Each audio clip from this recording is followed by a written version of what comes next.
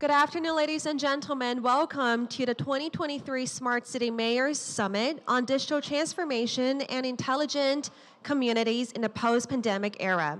Our roundtable discussion will begin in less than 5 minutes. May we please have all of our distinguished guests and representatives be seated shortly. Thank you very much.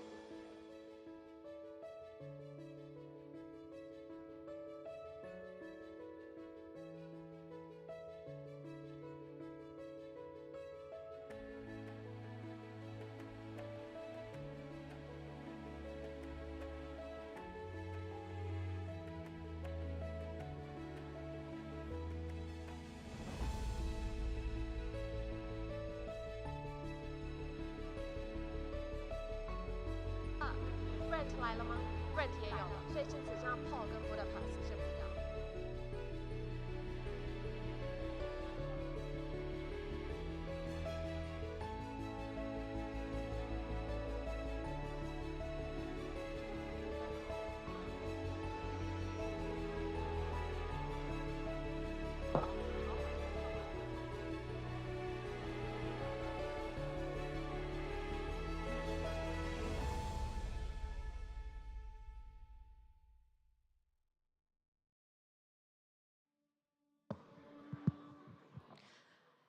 Good afternoon, ladies and gentlemen. Welcome to the 2023 Smart City Mayor Summit on Digital Transformation and Intelligent Communities in the Post-Pandemic Era.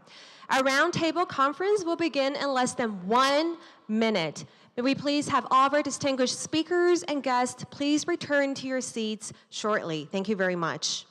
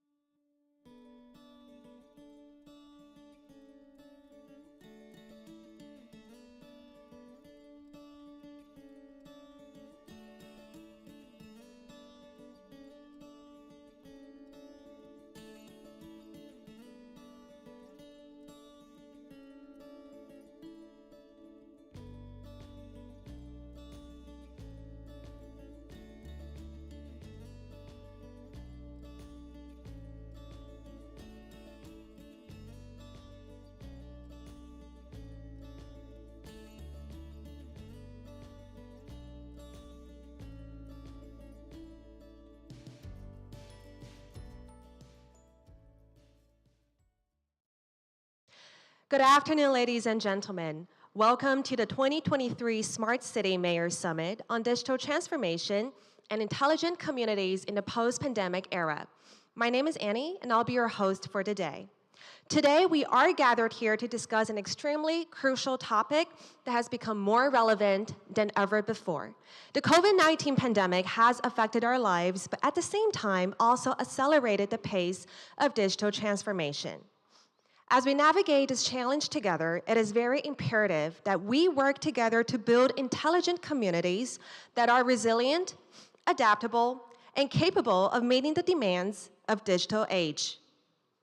Today's summit brings together mayors, leaders, representatives from different fields across so many different countries to share with us today their insights and best practices on how to harness the power of digital technologies for economic recovery and community development. So ladies and gentlemen, round of applause, please.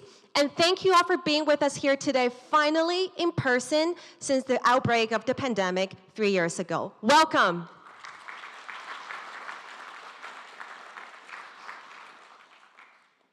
Now, before we begin the Roundtable Conference, I would like to take a minute and introduce you all, our distinguished speakers and representatives for the day.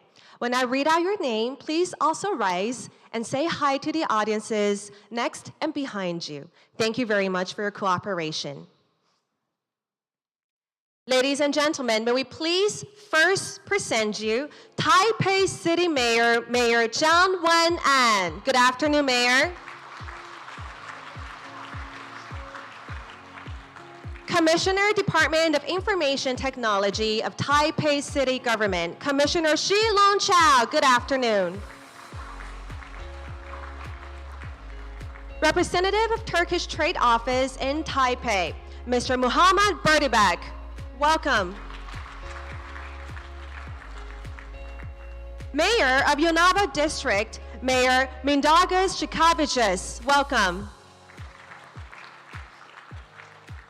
May I present you Mayor of Klaipėda City, Mayor Vytautas Grabliskas.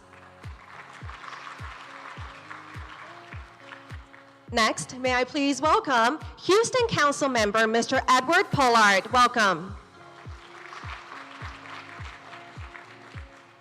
Resource Person for Competitiveness and Innovation of the Philippines, Ms. Rafaelita M. Aldaba. Good afternoon. Next is Deputy Mayor of Taichung City, Deputy Mayor Kuo-jin Huang. Deputy Secretary General of Tainan City, Mr. Yang-Chi Wang. Councilor of Brampton, Mr. Paul Vicente. Welcome. Mayor of North Bay Village, Mr. Brant Latham. Good afternoon, Mayor. Mayor of Tosper City, Mayor Tika Ramkada. Good afternoon. Mayor of Garari City, Mayor Naru Chade.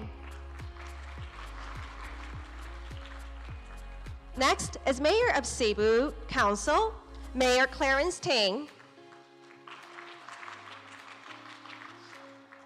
Deputy Mayor of Municipality of Timisoara, Mr. Ruben Lacau. And also our ambassadors. Embassy of St. Vincent and the Grenadines, Her Excellency Ambassador Andrea Baumann. Embassy of the Republic of Nauru, His Excellency Ambassador Jordan Kefas. Embassy of Belize, Her Excellency Ambassador Dr. Candace Augusta Pitts. And Embassy of St. Kitts and Nevis in ROC, His Excellency Ambassador Donya Lennox Francis. Now, ladies and gentlemen, we're so happy to see you all here in person. Again, warm round of applause, please. Thank you very much. Now, may I please invite Mayor of Taipei City, Mayor Zhang Wan-an, to come up to the stage and give us an opening warm remark. Welcome.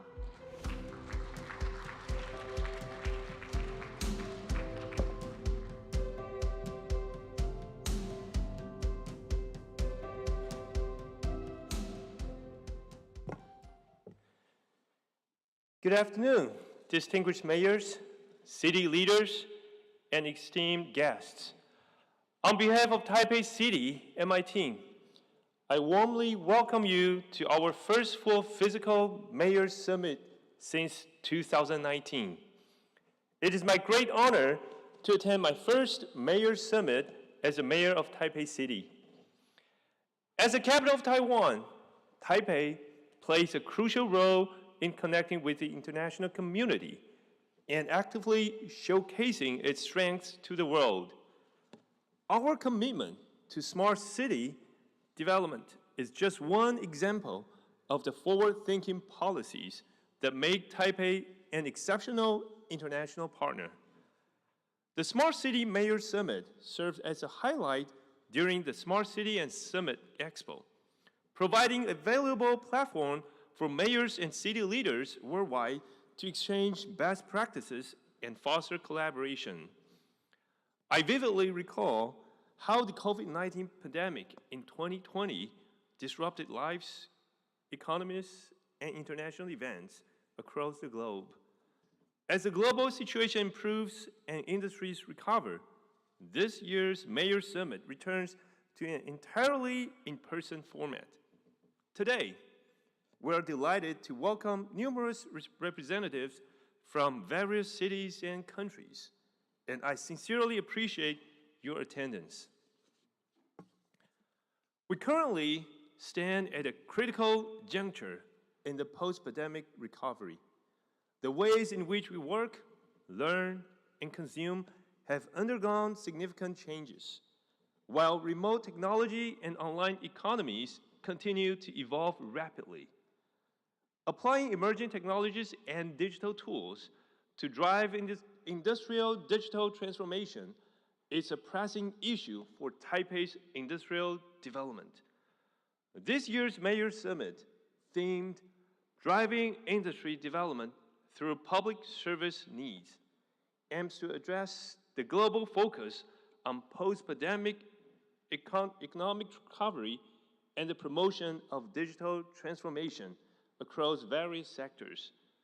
Throughout our discussions, I hope we can all be engaged by your best practices and challenges in implementing smart communities and explore how information technology and innovative solutions can enhance citizen well-being. Boasting exceptional urban infrastructure, a safe and welcoming living environment, and globally interconnected high-tech industries and innovation, Taipei is the financial, commercial, and high-tech center of Taiwan and the Asian region. We cannot afford to delay our urban and industrial digital transformation.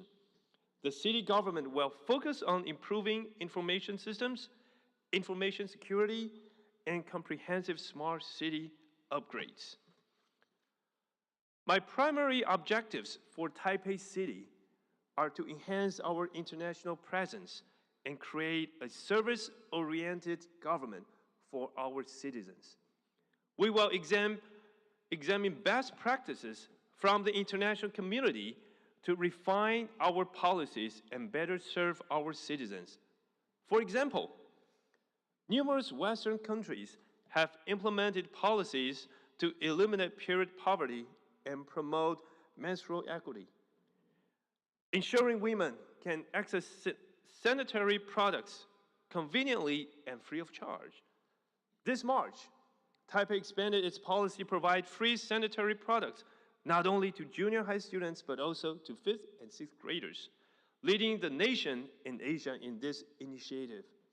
This is just one of many examples illustrating how we learn from our international partners. Taipei will continue to grow and thrive through your active participation in our evolution into a stronger city. As mayor, I pledge to be an active and responsible stakeholder within the international community. In the past, Taipei has contributed to and participated in major global events, such as supporting Ukrainian refugees, actively engaging in international organizations like GNet, Pact of Free Cities, and UCLG, and sharing our best practices for COVID response with our sister and partner cities during the peak of the pandemic. Taipei's contributions will not cease. One of my first major actions since assuming the office as the mayor of Taipei was to dispatch a team of 30 rescuers and 2 rescue dogs to Turkey within hours of a crisis. Our Taipei team rescued a woman in Endiaman, Turkey, exemplifying one of Taipei's active participation in global affairs.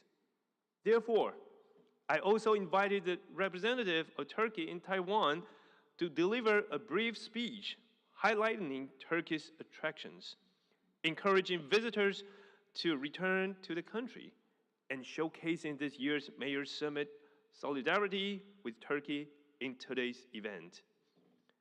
Today presents an outstanding opportunity for international cities to exchange experiences and collectively progress towards an ideal smart city. I have invited our Commissioner of Information Technology, Jack Chow, to share Taipei City's experiences in promoting digital transformation, which he will share later. I once again extend a warm welcome to everyone participating in this annual event. Thank you all for your presence and contributions. Please enjoy 2023 Smart Cities Summit and Expo, and let us forge a better future together. Thank you. Thank you very much. Thank you very much, Mayor John, for your wonderful opening remark. Now, as Mayor John has previously mentioned, now we would like to welcome the representative of Turkish Trade Office in Taipei, Mr. Bertibek, to join us on stage and share with us Turkey's successful experiences in building a smarter city. Welcome.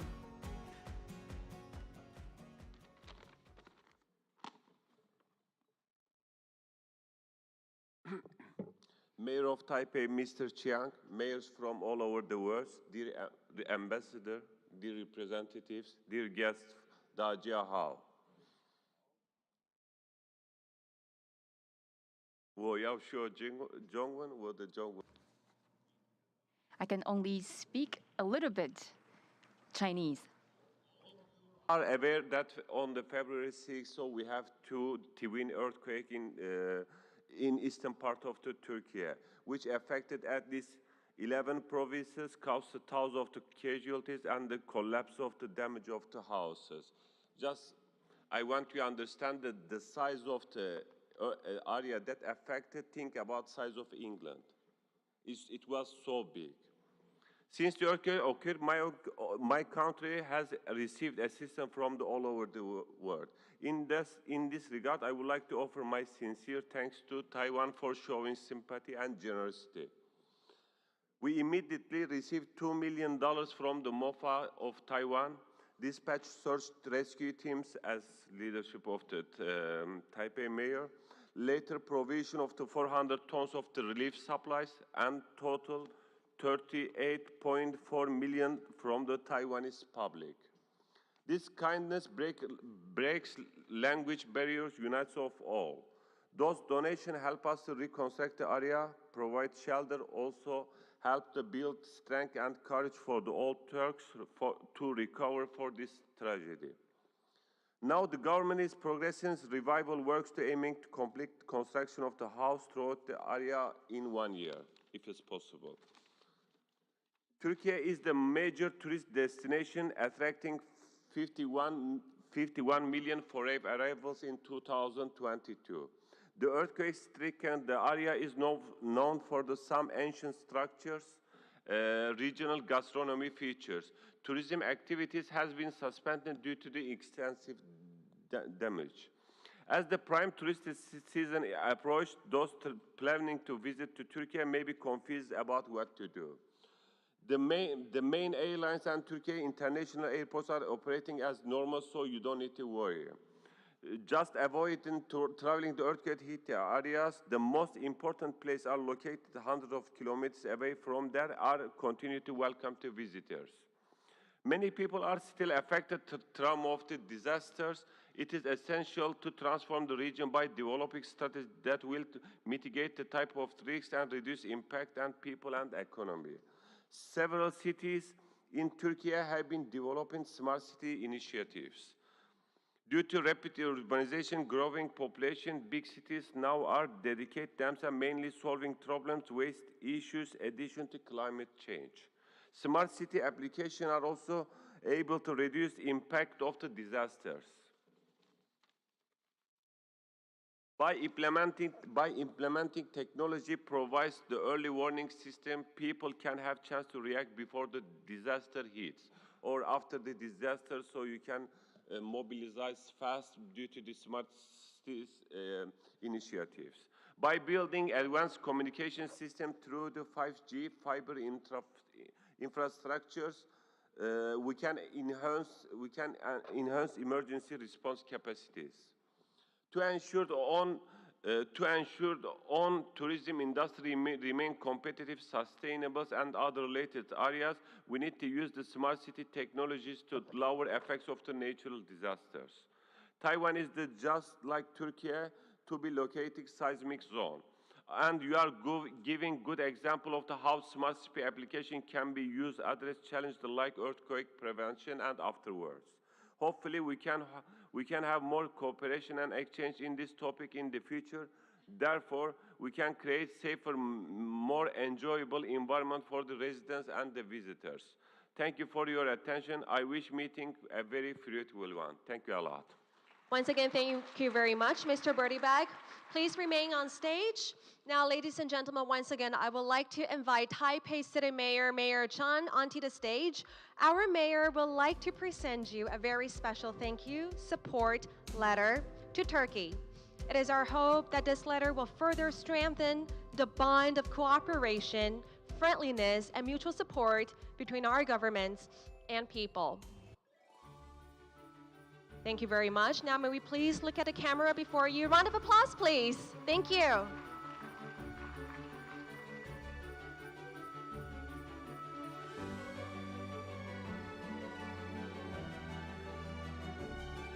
Next, Mayor John would also like to present a very special gift to Mr. Birdieberg, symbolizing our commitment to peace, friendship, and cooperation. It is a representation of the strong bond that we have ever built over the years and a testament to our shared values and goals. Thank you very much.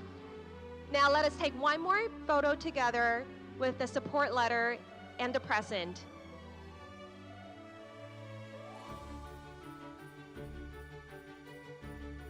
We hope that this gift and letter will serve as a reminder of the warmth and hospitality of our city and people. Thank you. Thank you very much. Again, round of applause, please.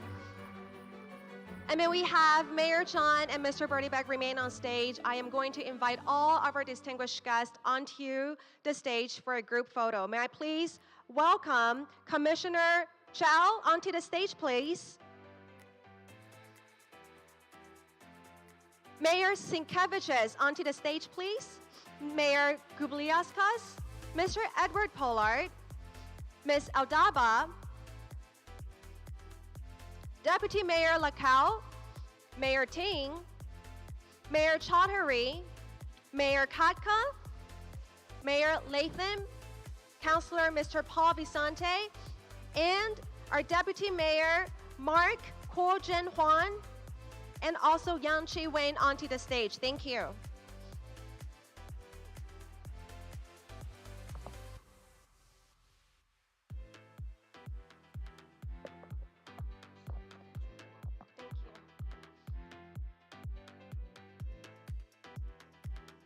Okay. Are we all ready? Now, ladies and gentlemen, if we can stand a little bit tighter to each other. Can we look at the camera in front of us? And finally, we do not have to wear masks anymore, so please give me your greatest and biggest smile. And since you're in Taipei, we have a tradition. Whenever we take photos, we have to put our thumbs up. 我们大家一起比个赞。 Thumbs up for the photo.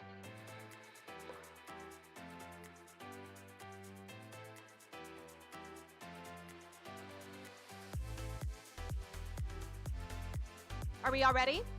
Okay. Once again, thank you very much to all of our representatives, city mayors on the stage. Thank you. Thank you very much. Now you may return to your seats. I would like Commissioner Chow to remain on stage, please.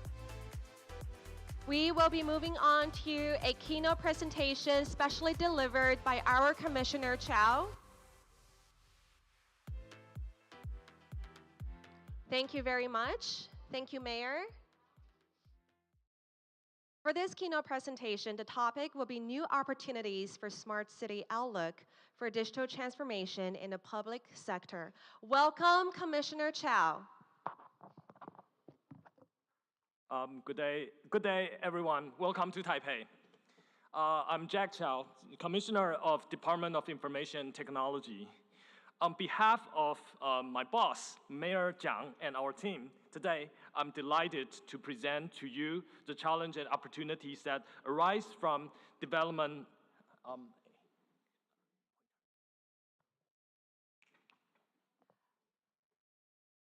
We will get the clicker real quick. Round of applause, please. Sorry. Today, I am delighted to present to you the challenge and opportunities that arise from developing Taipei Smart City. The presentation will focus on new opportunities today, this presentation will focus on new opportunities for Smart City and outlook on digital transformation in the public sector. Taipei City is the capital of Taiwan, a metropolitan area that spans 270 square kilometers with a population of near 4 million. Urbanization has brought about many challenges, but through technology advantage, we are continuously make progress and improving the city's conditions. Thank you for your attention, and let's dive deeper into possibilities and benefits of Taipei Smart City. With a vision of livability and sustainability, We utilize innovation technology to enhance government efficiency, improve citizens' quality of life. At the same time, we will drive the development of Taiwan's smart city industry and meet the needs of global markets and facilitate industrialized globalization. In addition, Taipei's experience in promoting smart cities is not only conducive to the development of internationalization of Taipei City, but also create opportunities for Taiwan to expand its international relations through city diplomacy. As we emerge from the COVID-19 pandemic, the world is increasingly focused on tourism, business, and commerce. However, digital services have become essential over the past 3 years, and the cost-efficient, effective hybrid interaction have gained favor over traditional face-to-face methods. Therefore, the experience economy, which integrates virtual and physical worlds, is crucial for development of public services and industries in the post-pandemic era.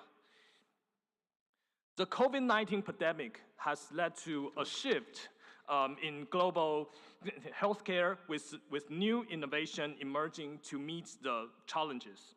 For example, the UK's National Health Service, aka NHS, launched a virtual wards program at the end of 2020, and Estonia has promoted its experience with remote healthcare. Taipei City is following these international trends and undergoing a transformation to meet the changing needs. Taipei is committed to increase the proportion of cashless payment in Taipei in order to create a convenient consumption environment. As present, more than 8,500 stores has been used e-payments in Taipei City. The overall application rate has exceeded 70%. Taking Ningxia night markets as an example, all the vendors adopted the e-payment system in multiple ways, which makes many foreign tourism spend on site consumption. In 2023, the reward and subsidy parallel method will be adopted to reward vendors with electronic payments, and the vendors can apply for new installation machine and charging fees.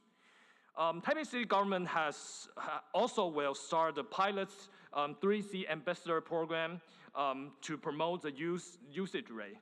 In addition, we provide cashless payments subsidies to at least 3 business districts every year to increase the utilization rate of cashless payment in the area. Taipei Pass is an essential digital infrastructure that enables private citizens to access the city government's digital services.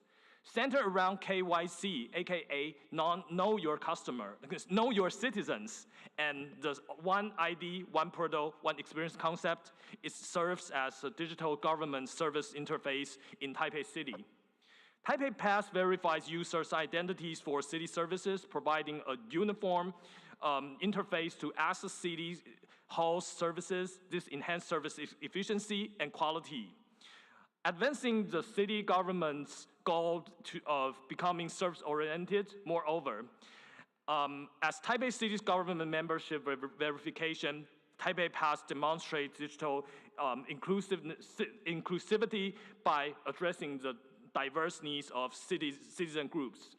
The service offers city services across various carrier devices, narrowing digital divide and achieving digital equality. This effort aligns with version of inclusive technology, Unlimited Taipei.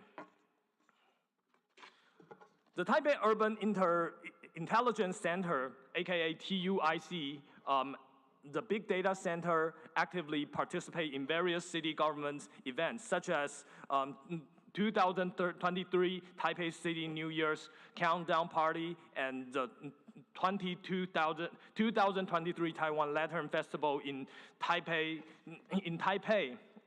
During this event, TUIC collect cross-domain live data, including telecommunication signal, traffic flow, crowd size at MRT stations, and passenger density of MRT trains.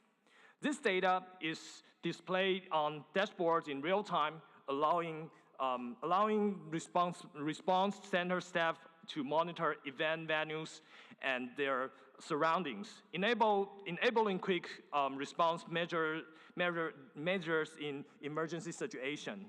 Data analysis also helps to evaluate existing policies and measures. For example, TUIC partners with Department of Social Welfare to carry out the consensus senior citizen easy card project, tracking the credit points used by elderly citizens. The analysis of transportation choices, distance, time, and hot zone provides valuable insights into the activity habits of seniors, policy effectiveness, and real needs of public. This information aids in dynamic planning of future policy direction and the identification of services that public truly requires. In recent years, the advancement of 5G communication technology has been rapid, leading the launch of commercial services and breakthroughs the fields. Taipei City government has implemented various empirical projects related to 5G technology as a reference for future policies. One such project is the 5G Smart Pole project, which was jointly carried out by Taipei City government and the 5G Standard Promotion Alliance.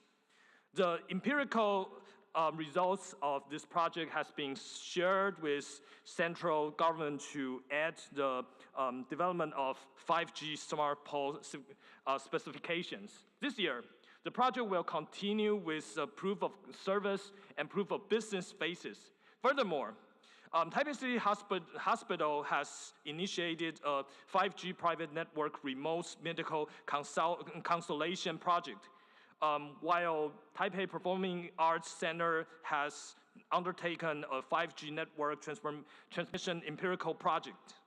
This project demonstrates the potential of public-private cooperation and exploring the feasibility of integrating 5G communication technology into municipal infrastructure and services. Taipei City government has set an ambitious policy vision to become Asia's best city for innovative and entrepreneurship. And we are taking actions to achieve this goal. Our policies are based on 5 main dimensions, which includes talents, foundings, space, networking, and bridging. And these are the criteria for policy execution. One of the key initiatives that we have launched is Startup Taipei Office, which has provided consulting services to over 34,000 startups and mentoring over 5,700 cases. Additionally, the subsidies and incentive for Taipei industry, aka SITI program, has invested about $84.2 million in 2,000 projects since its inception in March 2011. The government has established 12 innovation hubs with plans to build 23 more, providing total of 635,000 square meters of space. They have organized numerous startup lessons and seminars with over 9,700 people participating in 69 classes and 40 seminars since March 2015. The foster communication and networking among startups.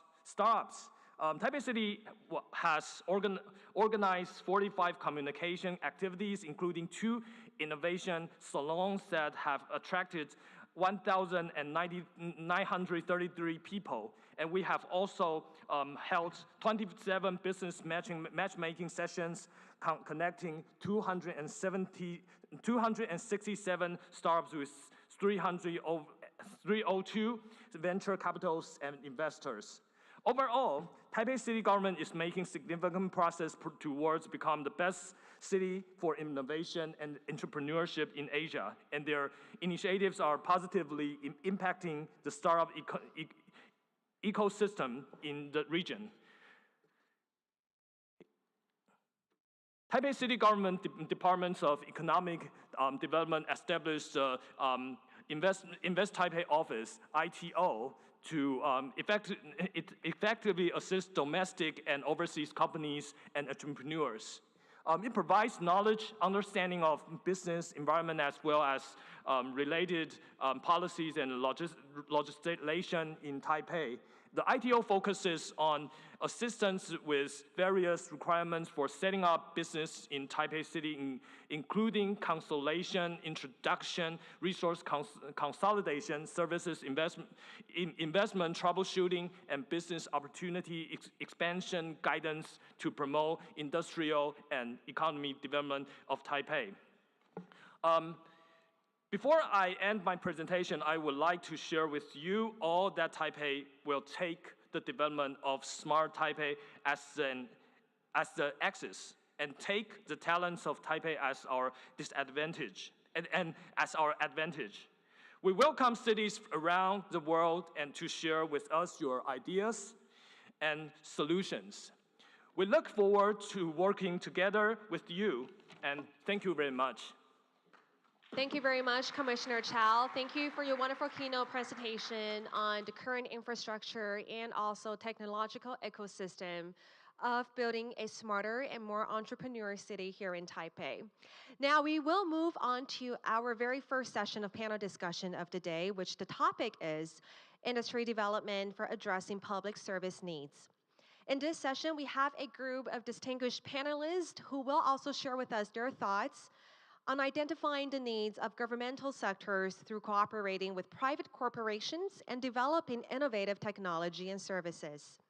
We are here today to gain a better understanding of the digital transformation strategies that each of our city here can adopt to achieve success in the post-pandemic era. Our first speaker for this panel discussion is Commissioner Chow. So once again, may we please welcome Commissioner Chow for being the first panelist of the discussion. Thank you. Okay, thank you very much. Dear mayors, deputy mayors, distinguished guests, ladies and gentlemen, good afternoon. Me again, Jack Chow. You might know, I think, Commissioner of Information Technology Department in the Taipei City government. Again, on behalf of Taipei City, I would like to thank all of you to attending the 2023 Smart City Mayor Summit. The Smart City is a global development trend, and the importance of digital infrastructure for countries and cities has been highlighted as a result of global pandemic. Taipei City, with its year of innovation experience and energy, is constantly striving to become a hub city for smart city innovation and public-private cooperation and exchanges. Accelerating urban transformation and development through digitalization can improve municipal efficiency, while also increasing citizen services. In addition to the industry's economy value, it can also respond quickly and make decisions in the post-pandemic economic recovery. As a result, the theme of Smart City Mayor Summit this year is Global Acceleration of Post-Pandemic Economic Recovery. What are the key points for each city to promote digital transformation? We have invited local leaders from municipality in different parts of the world to share their experiences. I think my part is quite enough. So now we invite mayors, deputy mayors, and city representatives from around the world to share their views on the difficulties and challenges of economic recovery in the post-pandemic, as well as the key points of digital transformation in the public sector, and how to incorporate innovative economy and vitality into cities. Thank you very much, Commissioner Chow. Now, what we're going to do here is for the panelists, I'm going to invite all of our speakers to speak for us. The speaker for this panel will be Mayor Gubliauskas, Ms. Aldaba, Deputy Mayor Wang, and also Mr. Edward Pollard. After each person is done presenting, I'll open the floor to the public. Whether you're a distinguished guest or you're the audience, you may either turn on your microphone or raise your hand if you have any questions or concerns that you would like to contribute. So next, I'm going to pass the microphone to Mayor of Klaipėda City, Mayor Vytautas Grubliauskas. You may turn on the microphone. Thank you. Thank you so much. First, thank you very much for the possibility to take a part in this amazing event, to meet so a lot interesting and very professional colleagues. It's a great opportunity and great chance. At first, I would like probably to switch a little bit, if you allowed me, not from the only to speak about industrial development for addressing public service needs, but I would like to turn a little bit to the human resources, to the situation about human resources in each city, but I would like to speak about my home city. The pandemic, of course, was a great challenge for all around the world. I'm not sure, but probably nobody was ready for such challenge. So we had no time to have lessons. We had no time to have rehearsals. We just must to have response right here, right now. And if to say the main lesson what I and my colleagues reached from this last pandemic lessons, it was the world will never be the same. The world probably will never be the same safe like we felt it before. And of course, no, we can speak like it's overcome pandemic, like the first, second, third wave, like it's overcame, but it's still like here. So the main lessons we achieved from this great challenge, it was we must be ready for the next wave of the pandemic, because it's changed, it's still exists, it's still somewhere, so we must be ready every time and everywhere in each of our city. And of course, what we learned mostly, how it's important to have doctors, to have nurses, nursing, to have paramedics, to have very efficient ambulance. And of course, I do not like speak about things like special equipment, special materials for the dam. Now we must have it ready forever. Now we must have these solutions right here, right now, in front of us. And we learned these lessons very much, and things we must learn, things we must improve in our daily work. It's what things we can do in remote way, what things, of course, it's impossible to do it. In that case, of course, all of us, we found things like Zoom, Time Teams, and others, what we can communicate, we can collaborate, we can make decisions. But when we speak about the doctors, about the hospitals, about the private clinics, when they said that not all the processes could be remote, but now when we come back after post-pandemic situation, we must recognize which processes could remain as remote processes, and which processes must be come back from the face-to-face. And in that case, the main lesson or main issue we made for ourselves, it's how it's important to establish new programs to attract doctors, to motivate doctors, because they are in the front line of this pandemic. We can live in a smart city, but if we have no the people, no the doctors, no paramedics, no nurses who are in the front line, smart city will be not health city. Smart city is also the health city. Smart city is city which has a response in unusual situations. Smart city is not only a goal. Smart city is a process. We must keep this way, probably not very long time, but it's a process, and we must be ready for that process.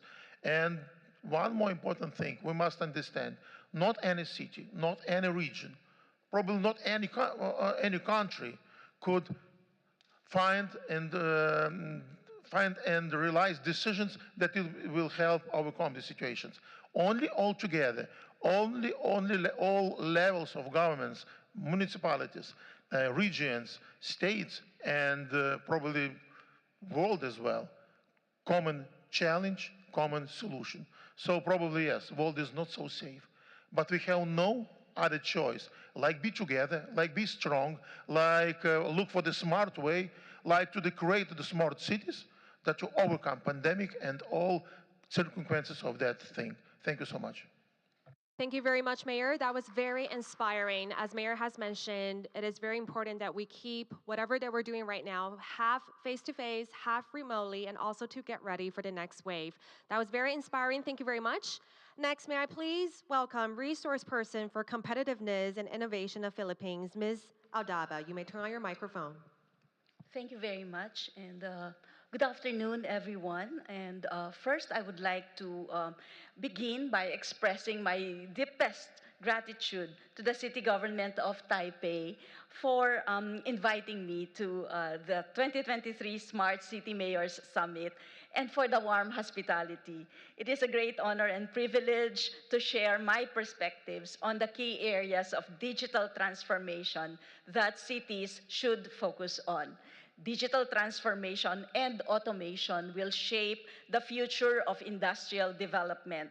Given the rapidly changing technological innovation and the deployment of digital technologies, cities need to adapt quickly to remain competitive.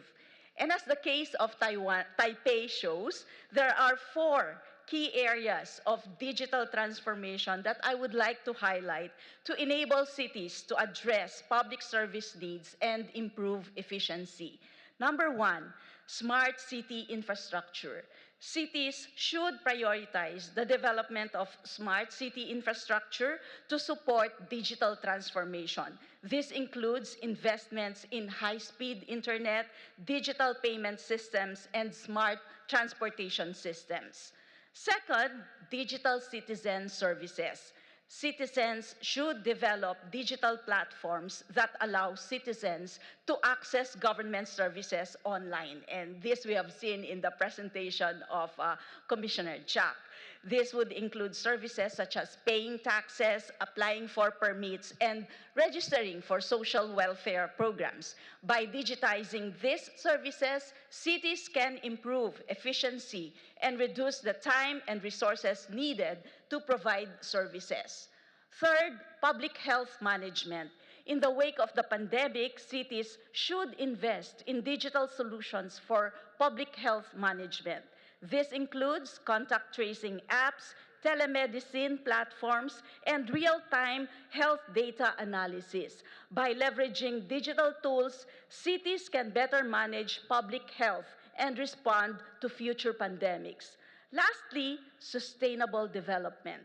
Digital transformation can also support sustainable development in cities. For example, cities can use smart energy management systems to reduce energy consumption and carbon emissions. By leveraging data and digital tools, cities can develop more sustainable and environmental friendly infrastructure.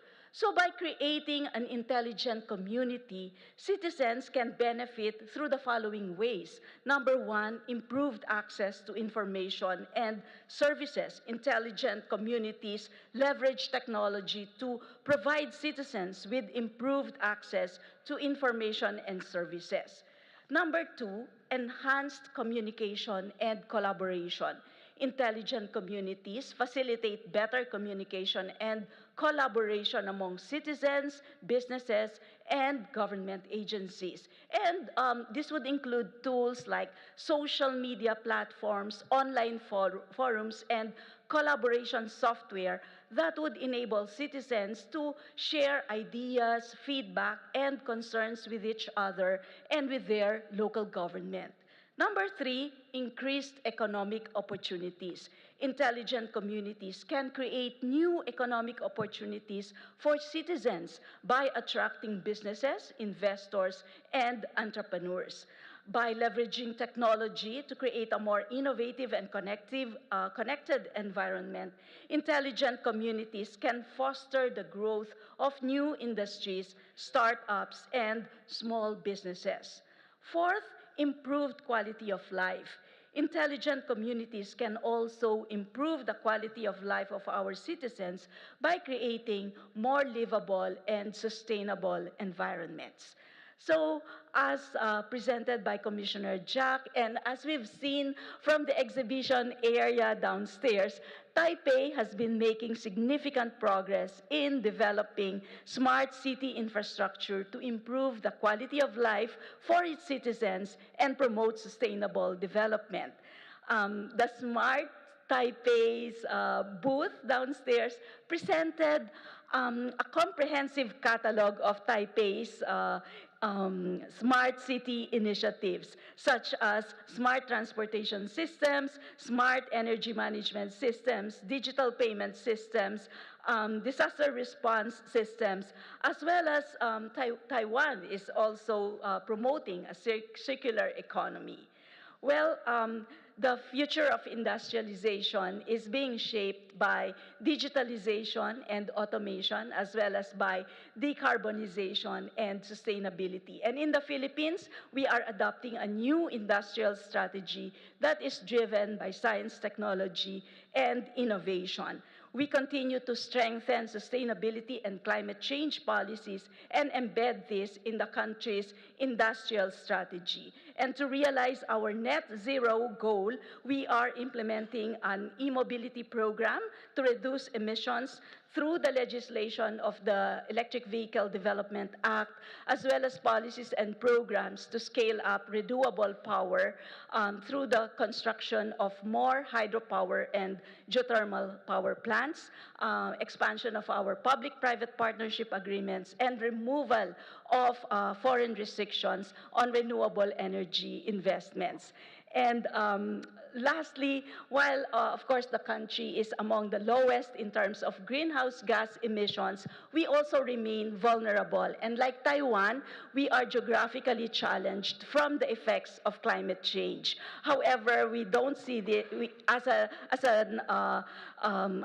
big challenge, but indeed also as an opportunity for the Philippines to serve as hotspot for climate solutions and resilience technologies which can be scaled up globally. And I would like to see in the future that Taipei, together with all the other cities here present, along with the Philippines, could collaborate in building smart communities, especially in testing resilience technologies in the Philippines. Thank you very much. Thank you, Ms. Aldaba, for pointing out the key areas: easier access to citizen services, at the same time also providing smarter solutions to create digital transformation, make it easier and more accessible, and also the implementations that Philippines is undertaking right now. Now we're gonna also listen to what Tainan City's smart city strategies are currently. So ladies and gentlemen, may I please also welcome our next speaker, Deputy Secretary General of Tainan City, Mr. Yan Chi Wang. The floor is yours. Everybody, everyone, welcome to Taiwan. 接下来，因为我的英文发音不是。 Now I would like to share in Mandarin Chinese. I would like to thank the organizer for the invitation. And I would like to welcome all of you to today's summit. I'm very honored to take part in today's summit on behalf of the Mayor of Tainan, Wang Weizhe.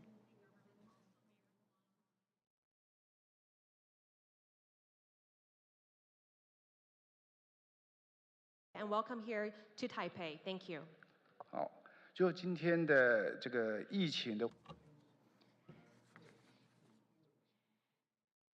After the pandemic, so what are some of the key points of our strategies? Let's take Tainan City for example. Actually, during the COVID-19 pandemic, Tainan city government has worked with the private sector to set up online systems for vaccination, for rapid test verification, for COVID-19 and prevention information.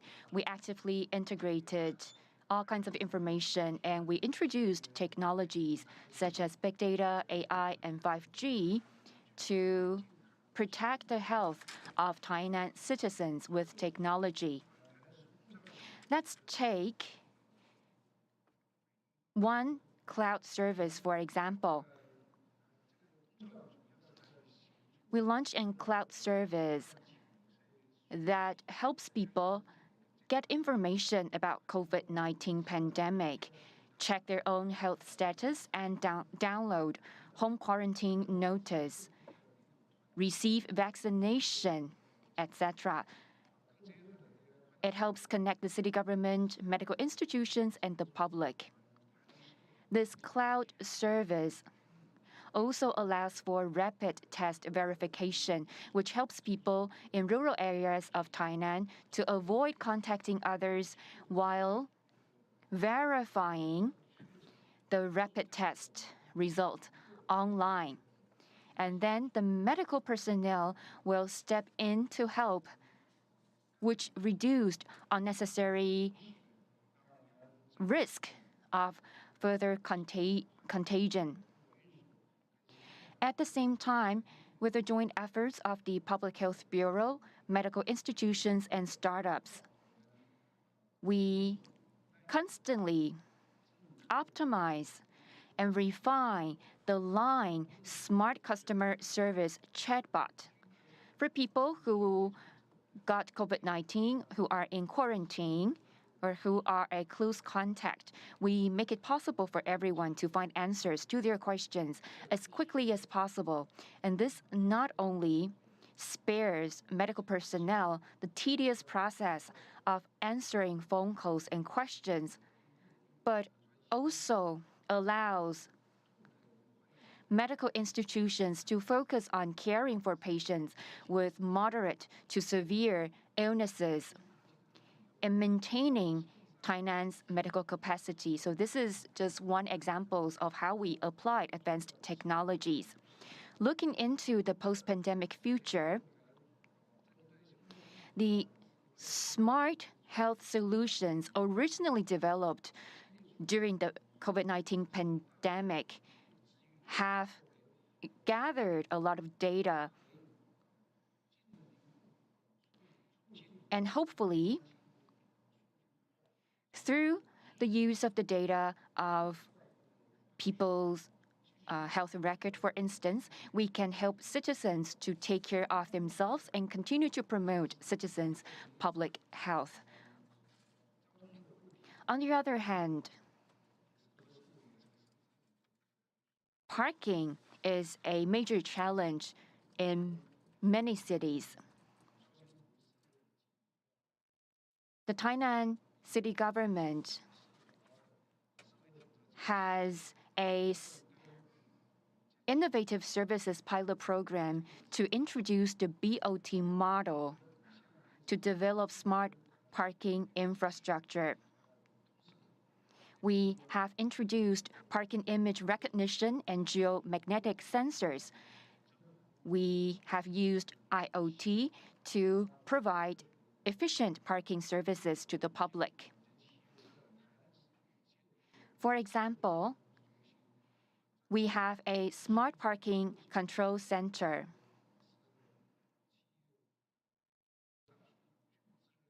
And this converges big data with real-time parking data.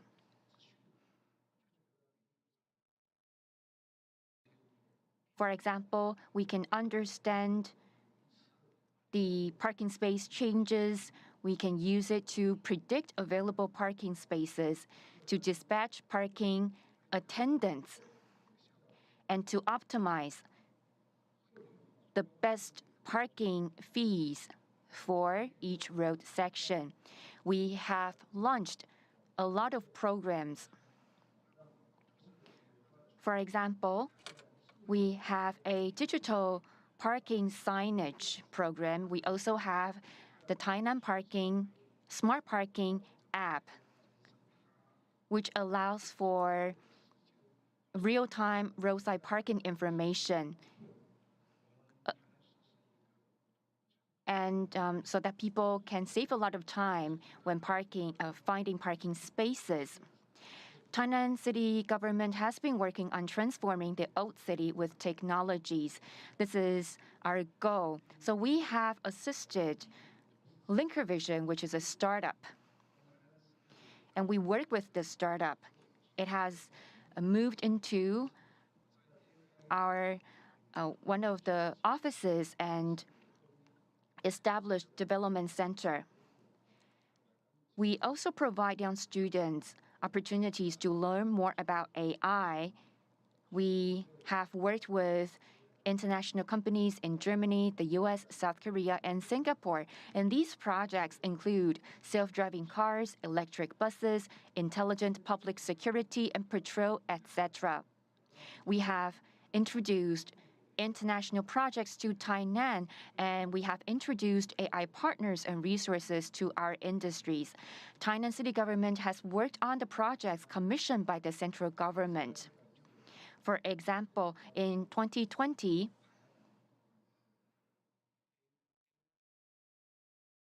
an AI dengue fever prevention project 1.0 was developed, which analyzes the image of larvae and mosquito eggs.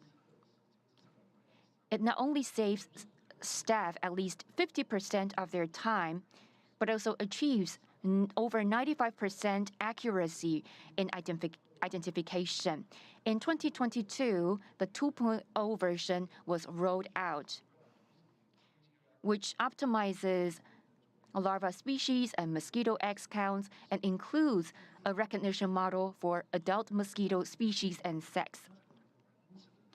So these model engines cover complete life cycle of vector mosquitoes and track their index changes over a long period of time and provide the information to the city government to refer to in disease prevention. That concludes my sharing. Thank you. Quick and concise translation. Deputy Mayor from Tainan City is very happy to be here. During the pandemic era, Tainan City is promoting ways and looking for ways for a better digital transformation.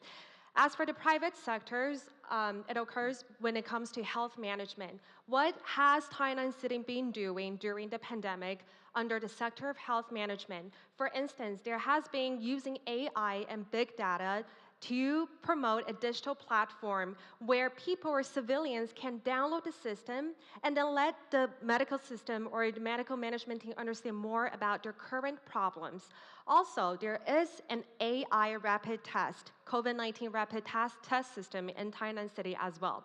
This is specifically for people who are living in suburbs or remote areas. If it's harder for them to seek for help, they can use the rapid test remotely in order to know whether they're positive or not. This can also reduce risk. Now, Tainan City government is working with private sectors, clinics, and also local startups all together to work together to enhance a better and more solid AI system to easily and better provide solutions for the civilians. Now, what has Tainan City done during the post-pandemic era? During the post-pandemic era, the government is also looking for more smarter solutions and AI big data to combine them together to continuously promote a better health for citizens. Now we're moving on to transportation. What has Tainan City done? There is the new BOT model. There is smart transportation, there's smart parking. By using and leveraging the use of IoT, we can also provide easier, faster, and more feasible communication process with Tainan City citizens. For example, citizens in Tainan City, they can use the app. They can download the app where they will know where are some of the parking spaces currently available, some of this parking space prediction, and also any sort of promotions that's provided by private sectors or governmental sectors. They can be shown on the IoT plan, on the app. Now, moreover, moving on, education sector. Tainan City There's a lot of different colleges, universities, high schools, primary schools in Tainan City that's currently working with other educational sectors from South Korea, from Germany, and from Singapore. Together, we wanted to implement more of the ideas globally from these countries in terms of electronic vehicle, in terms of self-driving bus, in terms of smart transportation and smart educational system. How can we implement all these together to help Tainan City create a faster and even better, smarter city? Lastly, Tainan City government has also worked with the central government. Back in 2019, the central government also offered a lot of different data on the mosquito flu. So what Tainan City government was working with central government is they came up with an AI mosquito flu detector, which the accuracy rate is around 95%. In this detector, you can test the life cycle of the flu and at the same time to find any sort of implements to make sure that this won't happen again. So, in short, whether it's technology, whether it's health management system, whether it's transportation or educational system, Tainan City has been working hard during the pandemic era. After the pandemic era, will also continuously work hard to promote an even smarter city. Thank you very much. Now, we're going to move on to our next speaker. May I please welcome Houston Council Member Mr. Edward Pollard. Thank you.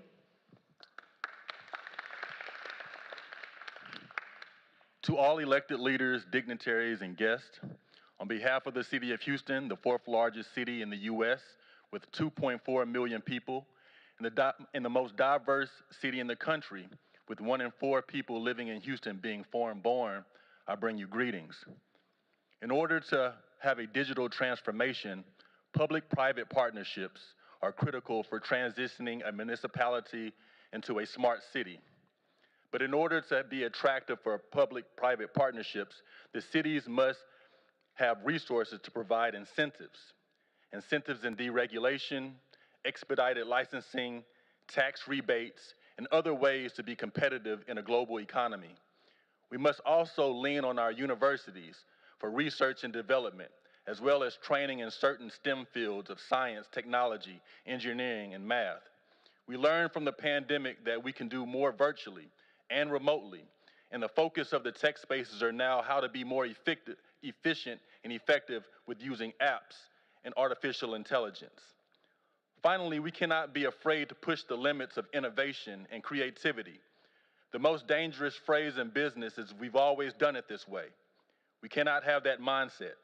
We must encourage change and not be afraid to fail or try untraditional ways to provide constituent services that will empower many of the vendors downstairs in the exhibition hall to continue to create and use their talents to push our city forward. Thank you. Thank you very much, Mr. Pollard. Now, just a really quick reminder, we actually provided a translating device on your table. For all of the distinguished speakers, if there's anything you don't quite understand when we're speaking in Chinese, you can utilize this for sure.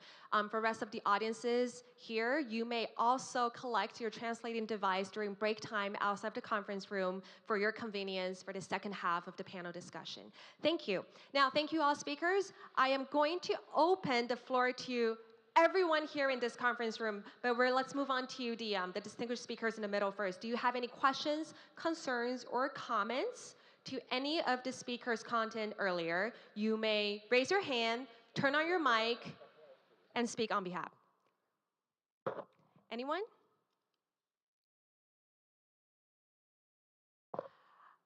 Sure. Mayor I'm Ting. Clarence from Cebu, Malaysia. I just want to say is this, first of all, I'd like to thank City of Taipei for inviting us. Actually, I'm enjoying myself. Because COVID, I haven't come here for many years. So, but I would like to say about this smart city.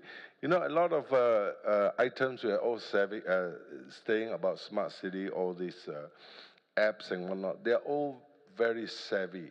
But what we found in Malaysia is this. Yes, we are introducing many of these things like digital pay, you know, all these items that we have put on. But we have found that there is a sizable population that do not follow this. And then what happened is you are only addressing a portion of the community, and largely the aged. Like my mom, she's 90 years old, but she doesn't use any smart device. So a lot of information that we are trying to put through, is not properly disseminated. So it's only among the young, those, and we do not know many of them, do they read or not? So I think a lot of information has been diluted. So when I was in Singapore as a participant and a delegate in Singapore, I found that, they come out with quite an ingenious idea that they have used their libraries, I think most people, most cities, they will find that the use of libraries, the numbers have really dropped, right? So I think Singapore is pretty innovative. They have taken up this place in the library and teach those who are not savvy with this smart thing to learn, to teach them how to use WhatsApp, in Taiwan probably Line, and then at least whatever the city information is being disseminated, at least they can get a hold of it. Because I found that there is a sizable population in where I live that whenever the city is disseminating information, it's lost among them.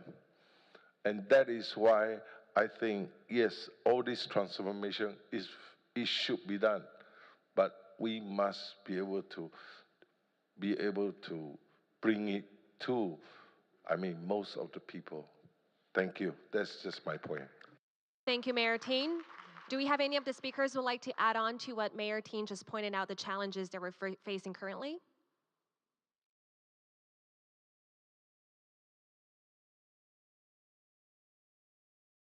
Could I ask Mayor from Klapita, Mr. Gubliaskas, because at the very beginning of the panel, you did say that it is very important that we together, we have been implementing smart city technologies for a while now, but we do have to prepare ourselves for the next wave of the pandemic. And how does your city do that? Thank you so much. Thanks so much once again. Yes, when we speak about digital transformation, but I would like to say in more simple, ordinary words, I think we must looking for the transformation of mentality, transformation of our readiness to face all these challenges. And when we will understand that nobody will make solutions instead of us, but we must do it ourselves. And of course, I've totally agreed with Mr. Clarence Tink. He told about smart devices. Yes, but there are a lot of people, particularly older generation, people who never use these possibilities. And when we speak about a digital transformation, yes, they need our support, they need our help, but sometimes it's a bit too late, or they are a bit too lazy to learn for the new technologies. So we must find solutions to deliver these solutions for themselves, right to home, right in their living places. So I think the main thing is we must understand that, yes, COVID-19 pandemic, it's like nothing special or unusual. For now, we have enough medicine for that, preparing enough experience for that. But we must understand this process is still here. This process is still, unfortunately, but alive and quite strong. In that case, we have no chance to relax and forget about it. We must look for the possibilities how to make this transformation in mentality of the people who are in the risk groups. And of course, what I mentioned in my short presentations, we must understand that doctors, nurses, ambulance, and paramedics, they are people standing in the first line. We must look for the governance program, for the municipality programs to support them, to make a very efficient motivation system that to have warriors in that war, because it is war. And we must, how to say in Lithuanian, we have one interesting idea that if you would like to have a peace, you must be ready for the war. So we must be ready for that, and that in case we will have victory against this pandemic and COVID-19. Thank you. Thank you very much. Does any of our mayors or distinguished speakers would like to add on to that? Yes, Mayor, please.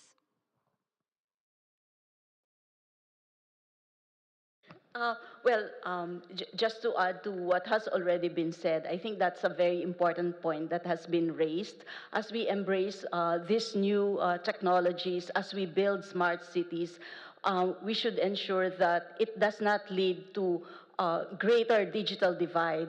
In the Philippines, we are very conscious of this particular problem because what we've seen is that looking at different companies, for instance, differentiating between the small, the medium sized enterprises, it's really the large ones that are able to adopt Industry 4.0 technologies.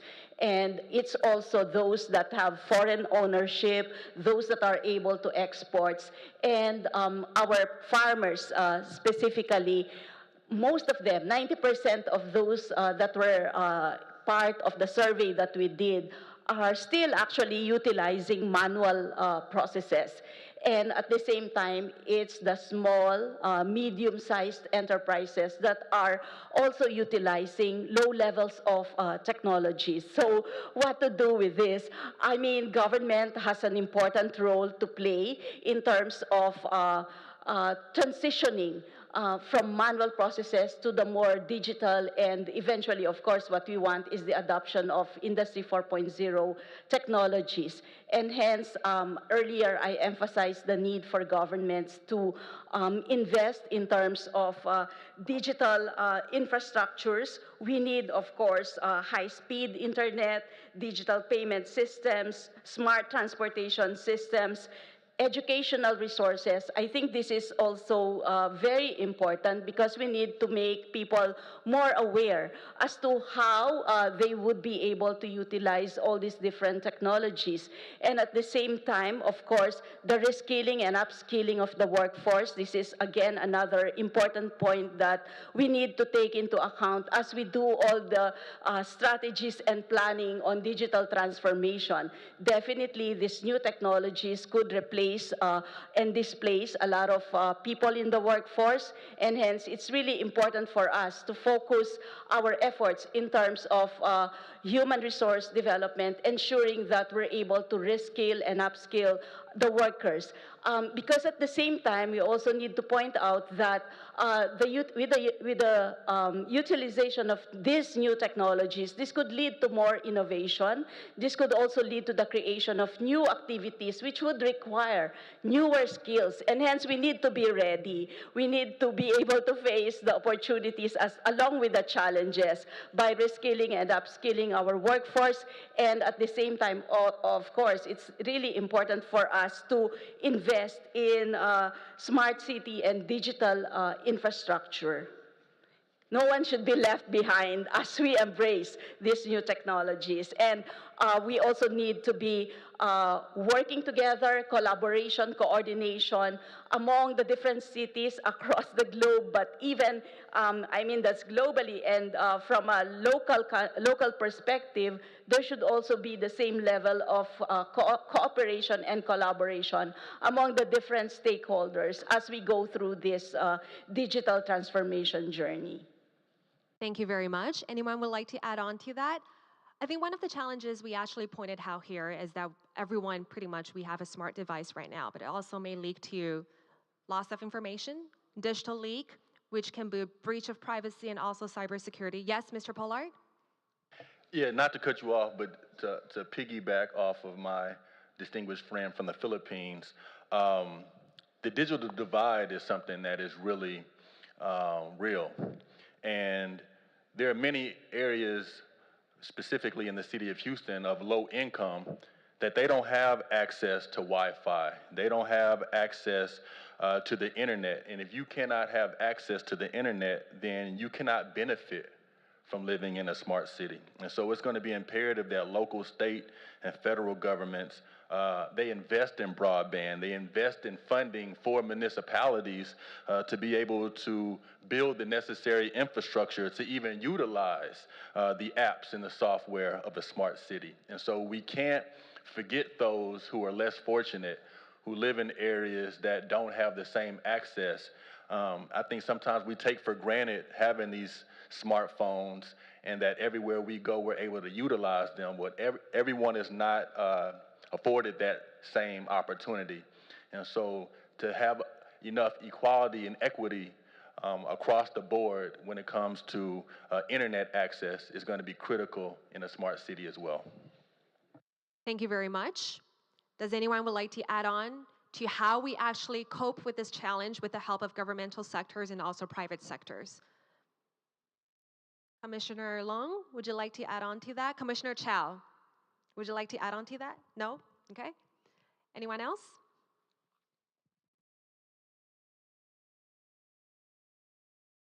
I'm going to open the floor to the public. Now, audiences, if you have any questions regarding what we just talked about earlier in terms of the incentives, affordability to use all these smart devices, cybersecurity, does anyone have any concerns or questions that you would like to ask your mayors and representatives in a roundtable?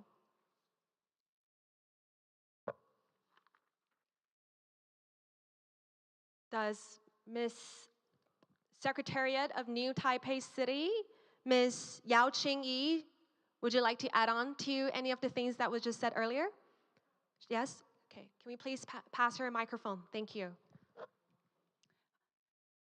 All the mayors and leaders in this room, I'm Qingyu Yao from New Taipei City Government. So the name is a little bit similar to Taipei.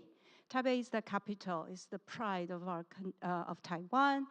And New Taipei is actually the largest city in Taiwan with 4 million population. So I'm here to say hi. We are the city embracing Taiwan, which means from Taipei to the ocean, you have to step across New Taipei.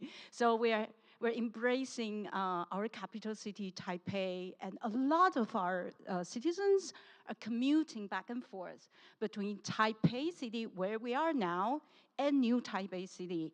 You know, millions of them crossing over the two cities. So we're really very friendly city and supporting each other. And two mayors jointly planned a lot of their policies together. So what I wanted to add is something, the observation from the city forum, especially after I hear from Mayor Chiang and also Commissioner Zhao, and also the observations from international city mayors. Yes, no one should be left behind. Digital divide is a serious matter. If we're delivering more and more technology, or delivering more and more city government resources and services to our citizens through technology and internet, hey, now ChatGPT can write us a speech, right? So if we depend on that more and more delivering our services, we ought to look at the digital divide. And it's not just the digital divide. We should be also looking at where are resources being less relocated.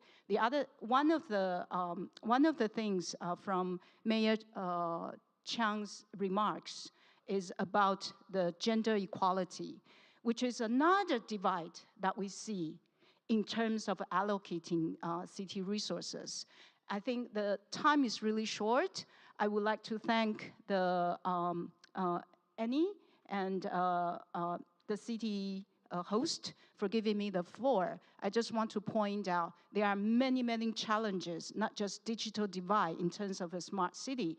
If we want to make a city smarter, we also need to make the city safer by providing more communities that are less looked after. For example, we ought to look at digital divide and gender equality and a lot of other community that is less served.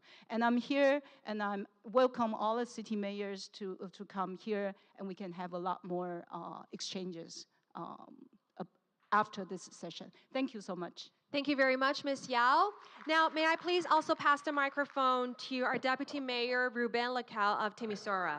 Hello. I just wanted to add one thing regarding the digital transformation itself, that we always have to be aware of the fact that smart city and digital transformation is not crocus bed type of solution in which we leave any human contact or any human reasoning outside, and we go towards a mentality in which computer says yes or computer says no, and that we will always have to be aware as leaders and as local authorities of the fact that we are in depth and in service of citizens, and the direct contact and the direct responsibility between elected officials and citizens will never and can never be transmitted towards a digital service. So in all of our actions and in all of our decisions, we will have to be aware that technology and digital transformation, it's a tool in which we, the officials elected and employees in the official governments, it's a tool that we use in order to improve the life of the citizens. It is not a way in which the responsibility will be automatically distributed towards a computer, or in which, let's say, parts of a municipality's responsibility or municipality's decision level will be delegated towards an automatic algorithm who will make the decision. The decision in the end will always have to remain in the hand of those elected, and we will always have to keep in mind the fact that these are just tools in order to improve the lives of the citizens. They are not a scope, they are just a tool in which we can get a better governance. Thank you very much, Deputy Mayor. Due to the time constraint, we're going to open to one more speaker. Anyone wants to add up to what we just said earlier? Yes, please. Hello and good afternoon. My name is Paul Vicente. I'm a regional councillor in the city of Brampton, and it is truly an honor to be here. Thank you, Commissioner Chow, and your government for hosting this event and giving us all an opportunity to learn from each other. I am here on behalf of my mayor, Mayor Patrick Brown, who represents the residents of the city of Brampton, and we have embarked on a journey over the past 5 years to reinvent our downtown. The downtown of this city had been an area where it was needing additional investment and more opportunity and a new reason for being, and we identified innovation as a purpose and a way in which we could bring in additional people to the downtown area in Brampton, where we see great opportunity. Historically, downtown Brampton was always well served by a rail line, and as the car took over, that rail line became less important, but with investments made by the government of Ontario, that rail line has now become the salvation for this area. And we have made significant investments on behalf of the residents of Brampton to attract innovation and innovation companies and organizations, including Ryerson University. They're now called the Toronto Metropolitan University in Toronto, and they have invested together with the federal government in our city in the largest cybersecurity school which exists in Canada. The cybersecurity school is located in downtown Brampton and is training the next generation of cybersecurity professionals. We have made investments in venture zones and incubators, which are now operating in downtown Brampton, and we have hundreds of people who come into the downtown every day to build their ideas, to innovate, and to create new companies and jobs, which we of course all need. In addition to this, we have attracted post-secondary institutions because the city of Brampton is the largest city in Canada that does not have its own university. And so we took it upon our shoulders to attract post-secondary institutions, and we have been rewarded, you might say, for our work by attracting Algoma University, which offers business courses in downtown. Ryerson University is opening a new medical school in Brampton, the first medical school to open in Ontario in over 100 years. That's a great achievement for us. But what I wanted to ask some of the panelists, when a city like ours tends to create an innovation district, as it were, Do any of you have any thoughts or experiences on how effective it is to bring innovation purposes and companies and organizations in one location, and what experience have you had? And if you have done that, I would want to know more about what your success was and what your experience was in terms of building an innovation district in your region or in your city, because we would want you to have an opportunity to come to Brampton and to see what we are doing, and perhaps we can learn from each other. And once again, I just want to let you know that if you're looking to expand into Canada, Brampton is there for you should you need it. Thank you very much, Councillor Vishante. Does any city have any experience of pulling in all these talents and create an innovation district that you would like to share with Brampton? Okay, yes, please. So the city of Houston, we currently have an innovation district, and I think one of the key components is having an innovation hub, a place to where public and private entities, especially in the tech space, startups and tech companies, can have a generalized place to where they can collaborate with one another, and then utilize that space to then have the municipality come in and find ways to partner. And it can be in anything from public safety initiatives to just finding ways in which to have transportation more efficient. But I think you have to have a hub, a space where people can kind of collaborate together. That will be the central focus of the innovation district. In the city of Houston, we have what's called the ION, I-O-N, and it's a part of Rice University's management district. But I encourage you to kind of look at what we've done with the ION and our innovative space and see how that can translate to Brampton. And I'll give you my card as well, because I look forward to maybe finding a way to come up there and seeing how we can collaborate together. All right, thank you, mayors and representatives, for such an engaging and insightful session. I have two news for you. The bad news is, due to the time constraint, we're gonna have to stop here. But the good news is we're gonna have networking time right now. So ladies and gentlemen, let us take a 20-minute break, network with each other. Refreshments and snacks, beverages are also provided outside of the conference room. We will be back at 4:30 sharp and move on to our second panel discussion of the day. Thank you very much.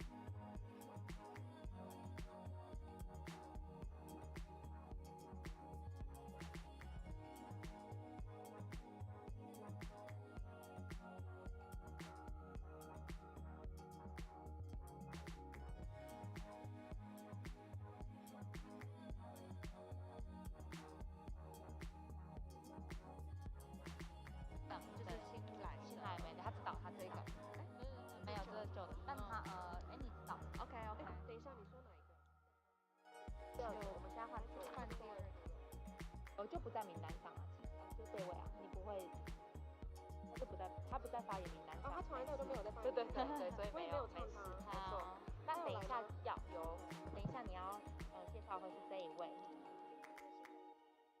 这是第2场的，因为他刚刚才下飞，对。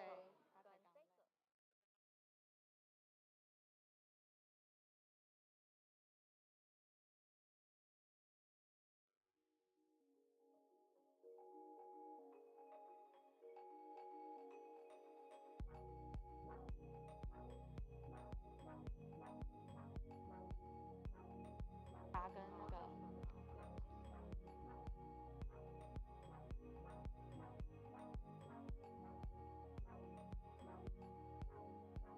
再3分钟要怎么帮你找手机？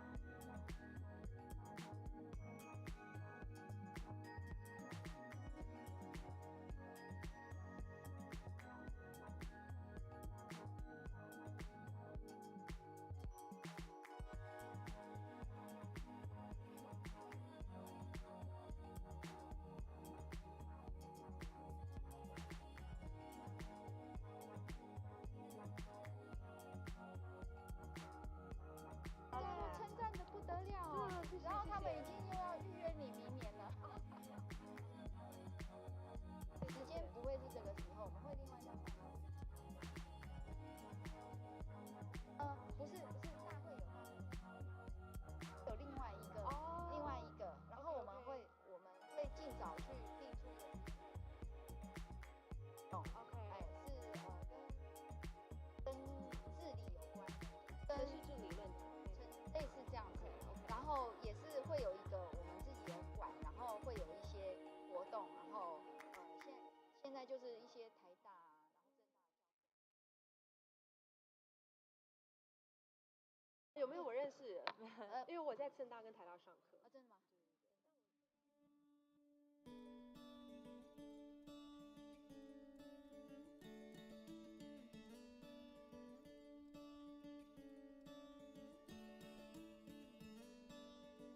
我有点忘掉，没关系，就太顺了嘛，都没感觉，他们有感觉。哦，那他们也是，因为他们是国际政治学者，所以他们就会对这种骗局交换的部分比较敏感。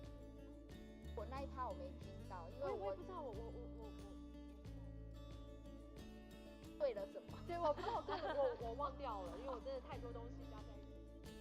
所以你看你多棒啊！谢谢副局长，你表示没有啦，我有稍微go through一些东西。是，所以有跟就有人想要认识你。Oh no, you're welcome. Thank you.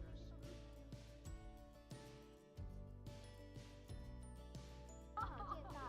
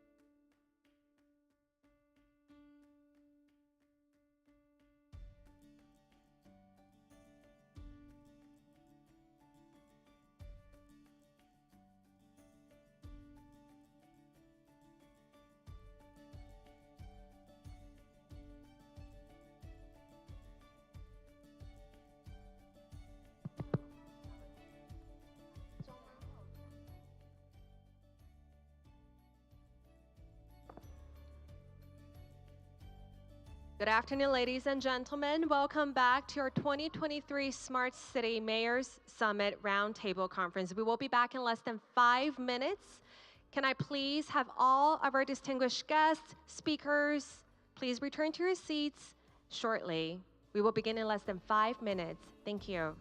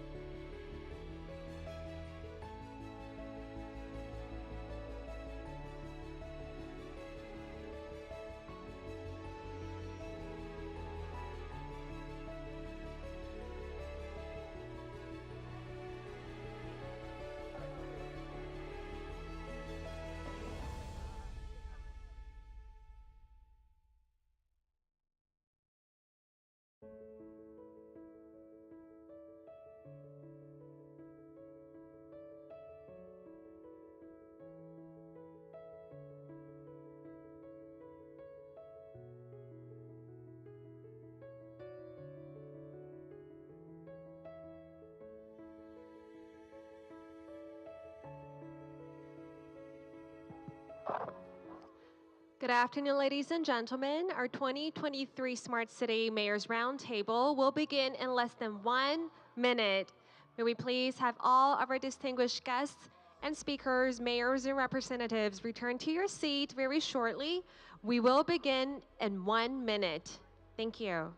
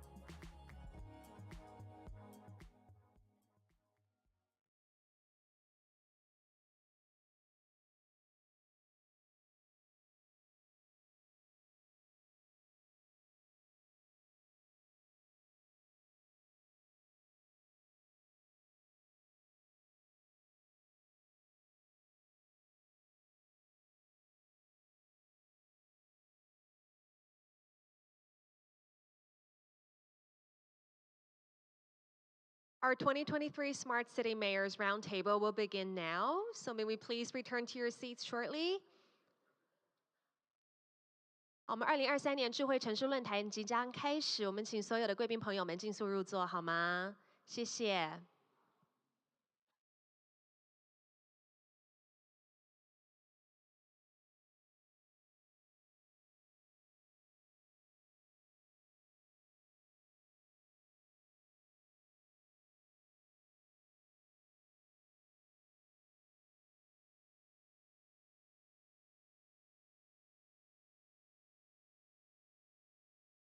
Good afternoon, ladies and gentlemen. Welcome back to our 2023 Smart City Mayors Summit Roundtable panel discussion. Now, before we begin, I would like to again take a moment to introduce our new coming distinguished speakers for today. When I read out your name, please also rise and say hi to the audiences next and behind you. May I please welcome Deputy Mayor of Budapest, Deputy Mayor Gabor Karpel-Franias. Welcome. And also Mayor of Mira City Council, Mayor Adam E. Susan. Welcome. Now, our second panel discussion for today, we will be talking about how we can enhance citizen benefits by creating an intelligent community with information technology. Our distinguished guests will be discussing some fascinating and great ideas on how we can build intelligent infrastructure, implement energy-efficient systems and health management systems, provide benefits to older adults and the underprivileged by using digital tools. So ladies and gentlemen, may I please present you our first panelist speaker. Can I please welcome Commissioner Chow. Leaders, deputy leaders, distinguished guests, ladies and gentlemen, greeting to you all again. Okay. I hope the refreshment is good and enough. I am Jack Chow, the Commissioner of Information Technology of Taipei City Government. I'm saying that over 3 times this afternoon, actually, also obviously. The second round of today's roundtable will cover the theme of how citizen benefits can be enhanced by creating an intelligent community with information technology in Taipei. We've invited municipal leaders from different countries to share their experience on this topic. To start off, I would like to share Taipei's approach and our latest achievement in this area. The Taipei City government is working on developing smart communities, mainly by using social housing as demonstration sites. Through innovative technology, the results will serve as future reference for the overall public services. At the same time, we also focus on services for the disadvantaged by providing tech-oriented services at our administrative district centers and important traffic hubs.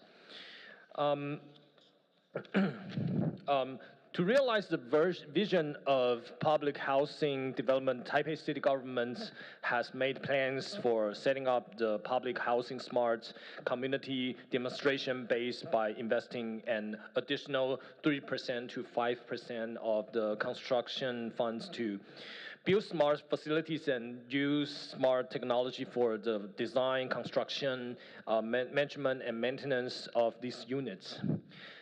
At the same time, we also focus our attention to services for the disadvantaged by providing tech-oriented services at our district administrative centers and important traffic hubs.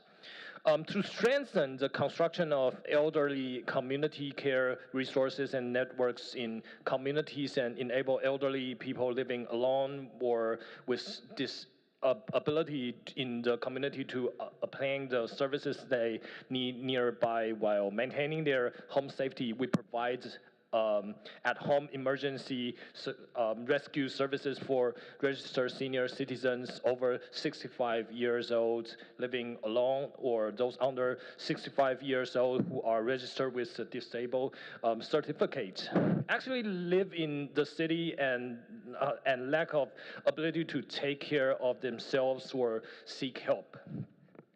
The specific measures involving have them wear a watch or necklace, the emergency call button.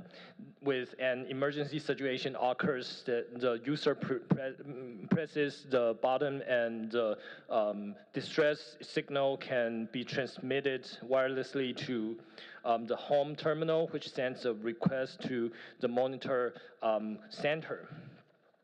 The user can contact the service personnel at the center directly through the intercom at any time. If the user needs rescue services, the staff at the center will assist in contacting the emergency contact person or the police and fire department. When speaking of transportation, when you take a bus in Taiwan, the bus driver expects you to wave your hands if you are going to take the bus. Like this, okay, like this. However, it is impossible to visually impaired person to see whether a bus is approaching, nor can they tell if the bus is the one they're waiting for. Meanwhile, the drivers often pass by without stopping at the bus stop scenes. They are unaware of visually impaired passengers waiting there. To assist the visually impaired person, we added a friendly UI, user interface, to our Fun Travel in Taipei app and combined it with the board units on buses to unify drivers to stop and pick up passengers. So next, I would like to invite city leaders and representatives from around the globe to share how they utilize information technology to build smart communities and promote welfare of its residents. Please. Thank you very much. We talked about on the previous panel about how the smart device accessibility and affordability may actually affect the benefits of older citizens. But today we're going to talk a little bit more about the smart technology that Commissioner just talked about. So now I'm going to pass the microphone to Deputy Mayor of Budapest, Deputy Mayor Gabriel Karpel-Franias. You may turn on the microphone and the floor is yours. Hello, everybody. I'm very honored to be here. Thank you very much. And it is a very interesting discussion. When we are talking about building intelligent communities, I think we should think about what intelligent communities are. And in our smart city strategy, we define 6 things that constitute an intelligent community, like broadband community, which is the technical prerequisite, a knowledgeable workforce, the presence of innovation, a digital inclusion, which means that the possible greatest part of society is digitally enabled, that all the solutions should be sustainable, and we should promote ideas of participation, inclusion in social decisions and government decisions. And also our smart city strategy actually includes participatory government as well. Sorry, but it's so much echoing. So yes, our approach to smart city is not a gadget-based approach, so we are not trying to employ technical solutions for the sake of using technical solutions. We always try to use the appropriate technical solutions to solve problems or to solve tasks that are facing us. And what were the tasks that are, I would like to make a remark on the introduction. I think good smart city solutions are not always genial and not always magnificent, and they're not always, they're seldom extravagant. They actually can be very simple solutions that help to solve real life problems. And what did we have? For instance, in the past 2 years, we had the COVID situation where, for instance, testing resources were very scarce, and we wanted to test as many people as possible in the shortest possible time without creating crowds. So basically what we have done, we have introduced an online, basically a scheduling tool that could optimize the appearance of people at testing facilities in the appropriate time slots. And I think this solution on its own was not a very intelligent thing or not a very big thing to do. But in the life of the Budapest municipality, it was a very important step because this was the first application and software solution which we created based solely on open source software. And when we have completed it, we provided it to other municipalities in Budapest. I think this marks a change in the approach of Budapest to IT, in as much as we are not developing proprietary software anymore, only for our own usage, but we are trying to create communities, even by sharing things that we have created with other communities. The other thing that we are facing is, of course, the energy crisis. And most of our problems arise from air pollution, our problems with the supply. We have an extreme dependence on Russian oil and gas, which we would like to use as a small amount as possible. So we have to do the energy transformation. And of course, we have the air pollution problem, and the 37% of the CO2 emission is actually coming from residential homes. So what we are trying to do is to help these homes to do the energy transformation. We have taken the availability of cheap Russian oil and gas for granted for a very long time, so the energy crisis actually reached us quite unprepared. So we see the solution in the use of solar energy. But of course, Budapest is a city of a population of 1.7 million, and it is 525 square kilometers, which is a dense thing.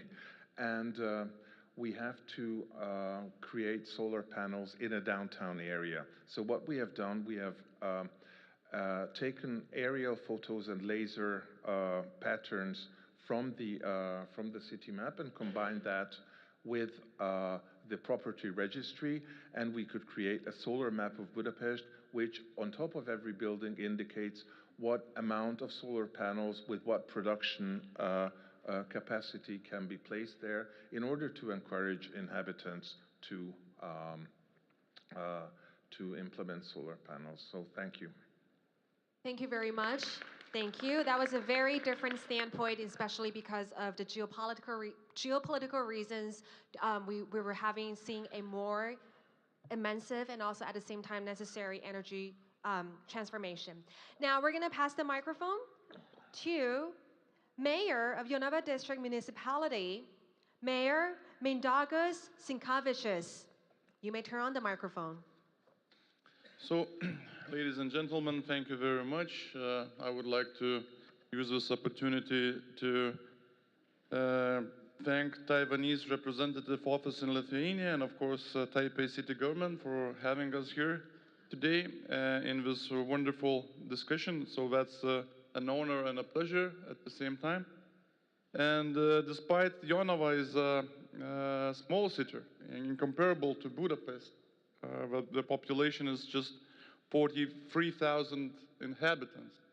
But still, we follow what's happening in the world, and we, of course, try to not to lag behind when it comes to turning or becoming a smart city. And what we see in the general public or general population, we have an aging society. More and more people need social and health-related services. We have Alzheimer's disease, we have dementia, and so on and so on. Of course, that brings a lot of challenges because we have an aging society, we have a relatively small municipality, but still we transform and we invest in information technology. For instance, the last year alone, half a year ago, we launched a dedicated app for citizens to use. That is an absolutely dedicated citizen app. None of the neighbor cities or other cities can use that. And what is this app for? So of course, it has a multiple purpose. I would say the first thing is information.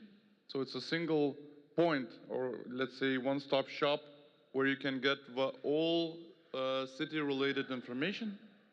Is it what kind of events you can attend on the upcoming weekend? What's the population? What's the pollution rate right now? What's the weather? And so on and so on. You can even pay for the municipal services via this app. The other thing next to the spread of information, I think, is engagement. Engagement in what sense? I think that many municipalities, despite their sizes, have those participatory budgeting, or they do participatory budgeting, meaning they ask their citizens, what would you like to do in your hometown, in your city? Please, it's a time for raising ideas. And someone pops with an idea, we should build a park, we should build something for the kids, or we should do some kind of project. Okay, we gather all the projects, and then we decide and give them those projects back to the society. Let's vote which project we should implement. We have, of course, a set amount of finance allocated for implementing those projects, but the public is engaged through giving ideas and then afterwards voting in a democratical way via app which of the ideas should be implemented. And the third thing, next to the information and the possible engagement, we use this app as a form of feedback. Because we want to know if there's anything wrong with what we're doing as a municipality, authorities, or what we may be not able to see that is of high importance to the citizens. And as a sort of incentive, we also use this app for various discounts. For instance, we have a inside spa or pool, and if a citizen attends, he uses the app, he uses a specific QR code, and receives a 20% discount. So next to those main features, this app provides, of course, various notifications. So, for instance, if there's a national celebration, I can, as a mayor, greet the citizens, and those that have use the app, they will get the greeting. Actually, when coming back to the first session as problems or ideas raised, and the topic of digital divide, I would say that through this half year, we already have a third of general public using the app, but nevertheless, we have the so-called third age university, meaning when you retire, we still try to do our best to spend time and effort to elderly, retired citizens of the city to get involved in various IT things and so on, and still process or get involved in this lifelong learning process. And through that, we somehow also try to make them acquainted with the applications that we have. And through this, I think that that's a real life examples. We turned and while turning and implementing various information technologies, we try not to leave anyone behind despite their age or income or social whatever, social situation. So thank you for my insights. I still have more to say, but as a politician, it's hard to stay calm. But maybe we'll get involved in discussion. Thank you. Thank you very much, Mayor. The collaboration between government sector and private sector in Yonava district pretty much is budgeting, allocation, and also feedback to enhance needs of the citizens. Now, I would like to switch our attention to Deputy Mayor of Municipality of Timisoara. May I please welcome Deputy Mayor Ruben Lacau, and I believe Deputy Mayor has also provided a deck for us. Yes, I have. Thank you. Thank you very much. So I prepared a very small presentation in which I want to present two areas in which we are thriving and trying to increase our digitalization and our, let's say, smart city approach. First is an example of how we have dealt with the pandemic period and how technology has helped us to inform the citizens and do awareness campaigns and as well increase the number of people who are getting a vaccine. So I'm a member of an administration that was elected during the pandemic, so we had a change of government in Timisoara. And one of the first challenges that we had in Timisoara and in Romania was the information flow. Here you can see a website that we have done, I think, in the first month in which we got into office. The issue that we had was that there were no reliable official source in which people can access information, see exactly how many people were contaminated, what are the data, what is the trend. So we have developed this website in which we have taken public information from all over the hospitals and not only, and we have come to a point in which the City Hall itself, which doesn't have officially the responsibility of tendering this data, this is under the Ministry of Health, has taken over in an unofficial way, and we have become the main provider of public and accurate information to the population and not only. And we have come to a point in which even the national government from Bucharest used our data because they were more reliable than the government itself. So this was a very small thing that we have done that had a big impact, and we have done it through, of course, digital means, but that had a very big impact on society itself because suddenly people had access to reliable data. We could see exactly what was the number, the percentage of infection, and of course, you can see here this, you can see here this small percentage, but if you can remember the days of the pandemic, or at least in Europe, under a certain threshold, we went in quarantine. So it was a very high interest, this data, exactly the number of infections. Then we have taken this initiative further. During the pandemic as well, we had got to a point in which we had a lot of infections and there was a lot of pressure on our ECU units. So what we have done as well in the City Hall, we have made, with collaboration with the private sector, initiative Oxygen for Timisoara. And the purpose of this initiative was very simple: to raise money, private money, in order to buy oxygen devices to distribute to people who have infections, so that those people will not go into ECU and would be able to treat themselves at home with oxygen and then decrease the level of people who were going with serious illness inside of the ECU. And this project was a major success in Timisoara. We have decreased massively. We have raised 1.5 million lei, that's around about 400,000 euros. But that was enough for us to buy thousands of oxygen devices. We had a network of volunteers organized in the pandemics, and we have distributed them to people in collaboration with the hospitals that the city owned. And in this way, we had succeeded massively to reduce the number of people who needed ECU care. And in such a way, we had decreases the pressure on the public health system. So this, again, was a very easy way in which technology has helped us do this. And then another thing that we have done through technology and through media campaign was the fact that we have done a campaign, Pune umărul pentru Timișoara. In Romania means put your shoulder for Timișoara, in which we have normalized the idea of having a vaccine. Because again, going back, the lack of information, the lack of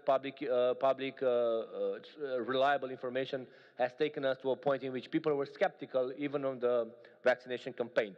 So through this campaign in which we showed pictures and we have made partnership with all of the media partners in Timișoara, all of the media, with the press in Timișoara, and this campaign was everywhere, we have normalized the idea of getting vaccine from firefighters, doctors, teachers, regular people that you can see here in the center. You can see as well our mayor. So this is our mayor here. We have normalized the idea that you have to put your shoulder together to fight the COVID. And this as well was a very successful campaign. We had, I think, the second highest in Romania number of people who were willing to vaccinate themselves.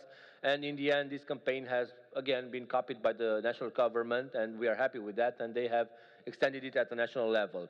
So this is, let's say, a very small way in which technology, 30 seconds I'll be done, in which technology can help us. But as well, we have bigger needs, and one of these needs is for us to do a traffic management system that will be a smart system that will prioritize public transportation. I have seen that in Taiwan, in Taipei, you have public transportation dedicated lines. This is something that we want to do in Timișoara. And as well, what we want to do is to have an intelligent system that detects public transportation and gives priority to the buses and to the trams who are getting into the intersections. And we already have such a center. This is from Timișoara, in which we have included hundreds of cameras that we have in the city for traffic monitoring, for public safety. We have an integrated system with employees from the city hall, with local police that is under the city hall jurisdiction. And in this way, we can monitor and we can intervene where we have issues, not just for traffic, but as well for safety.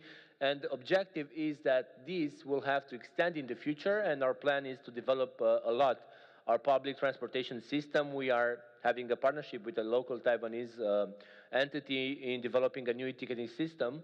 And the objective for us is to use technology in order to improve the way that we move in the city, in order to improve the priorities, the way that we are making priority inside of the traffic, and as well to improve the easiness and the accessibility of public transportation to all different type of travelers. And I think this is all for my...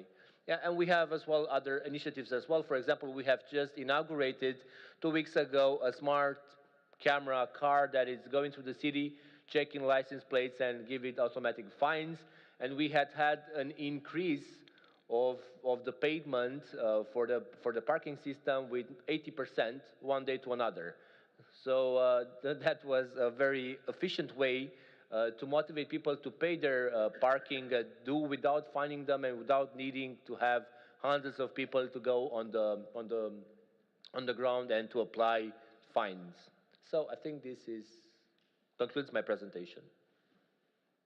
Thank you very much, Deputy Mayor, on your insights of digital transformation, health management system, and transportation system in Timișoara. Thank you again.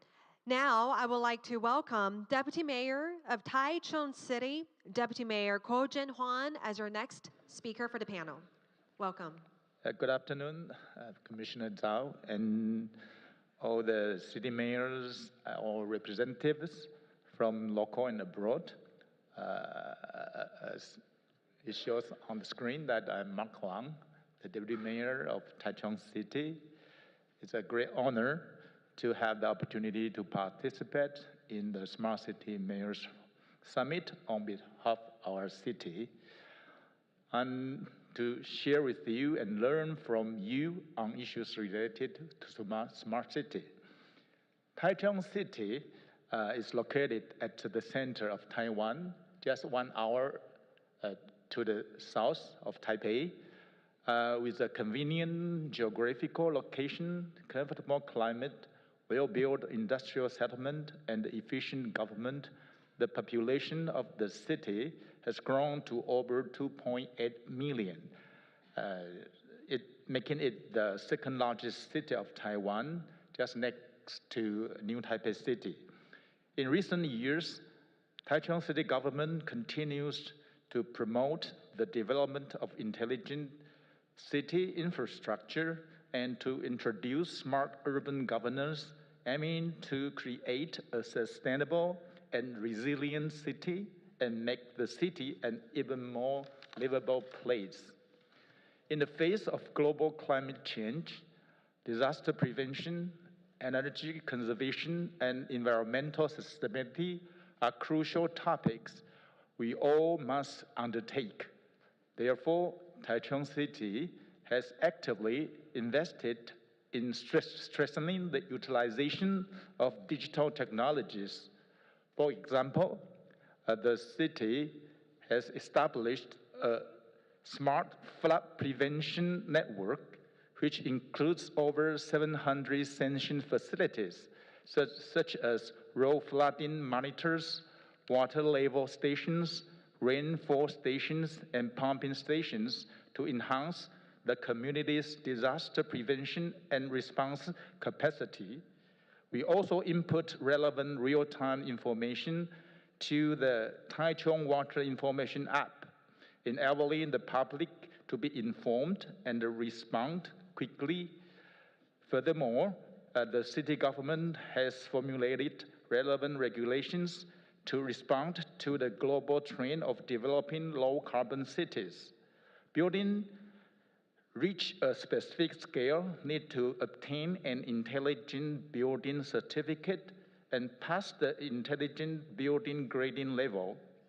We also provide subsidies for improving the shared electrical vehicle charging equipment and installing solar power generation systems in apartment buildings to build up the intelligent community's sustainability. The city government has selected 2 communities to build a model for smart energy conservation to combine energy conservation, energy storage, and energy creation to encourage communities to promote energy conservation and create a green energy atmosphere.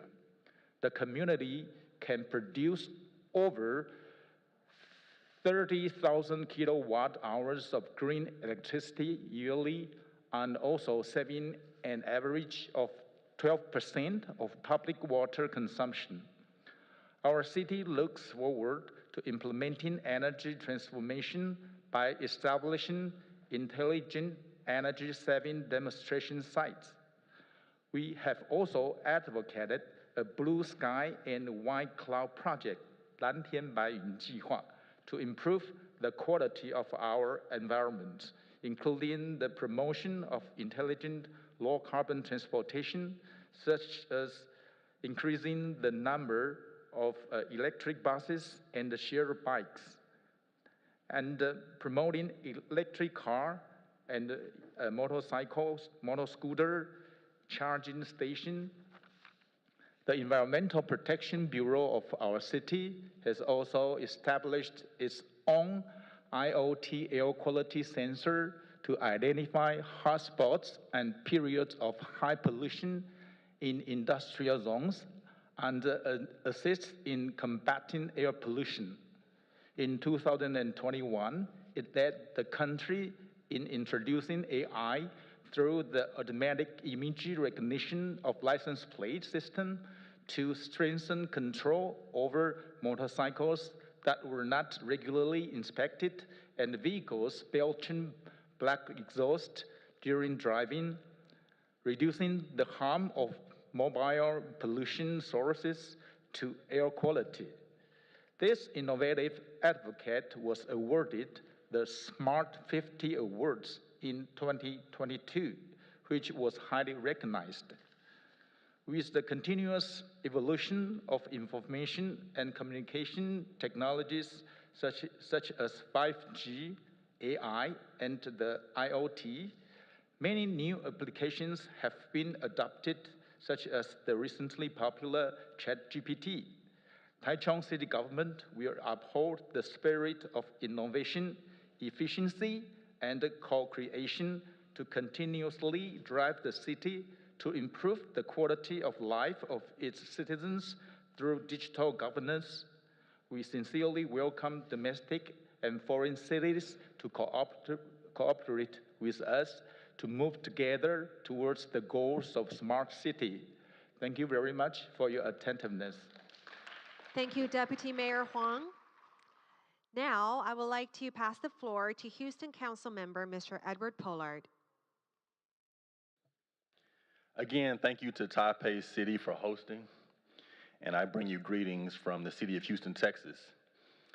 People will always be hesitant for change. Remember, before the smart cities, there were just the smartphones. And many of us were reluctant to switch to smartphones a decade ago, and they were challenging to fully understand how to use. But eventually, the smartphone became the norm, and we now know how to operate them daily without any issues. We rely on them for everything, even for those of you in attendance who would be considered a senior citizen. The same has to occur with our aging population regarding a smart city. I remember my mom would refuse to get on Facebook, but once she finally did, she's on there too much, and she's always commenting on all of my posts. So the same way she became comfortable with Facebook, she can become comfortable with other city applications. As municipalities, we must have accessible ways for seniors to learn how to utilize apps and modern technology. There must be free seminars offered by cities at community centers and libraries. We must have private-public partnerships to provide free hotspots for people who lack internet access. But the city and government cannot do it alone. It will be important that we as individuals and our peer groups in the general public take time to teach our parents and older coworkers on how to become comfortable with living in the future of a smart city. And at the same time, we must keep traditional ways to provide constituent services, because realistically, everyone will not be able to adapt to a smart city technology at the same time. So we must remain flexible in providing services for our constituents, because we're all in the services business. And in order to be the most effective and achieve results, we must meet people where they are and be patient to see the transition happen gradually and naturally. Thank you. Thank you very much. That was a very inspiring speech. Thank you. Now, these are all the speakers for this panel. I'm going to open the floor to all of the speakers and also audiences. If you have any questions or concerns or comments you would like to make, you can either turn on your microphone or you can raise your hand and we'll pass you the mic.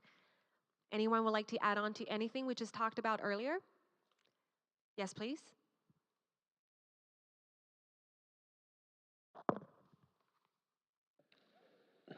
Good afternoon.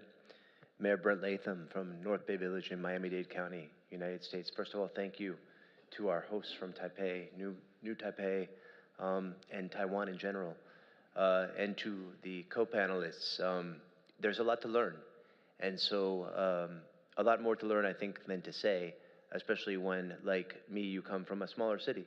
I know some of our cities are smaller, and some are much larger, and this is an important learning for us, I think, in terms of we don't have the resources maybe in a North Bay Village that we might have in Budapest or in Taipei or even Houston, but we have to learn from the experiences of our colleagues, and there are areas where we can pick at the corners and learn. I'll give you a quick example. In North Bay Village with COVID, germane to the topic, the federal government provided all cities in the United States with a considerable amount of cash infusion during COVID. And we actually didn't know exactly what will we do with this, because most of our needs are infrastructure related and long term. But we did find a technological solution to our COVID funds. And what we did was we partnered with a financial service company, and we took the COVID funds, which were meant for direct consumption, passing on to individuals in the community. We took those funds and we created a program where we put the funds on an electronic card and supplied them to residents, but we went a step further.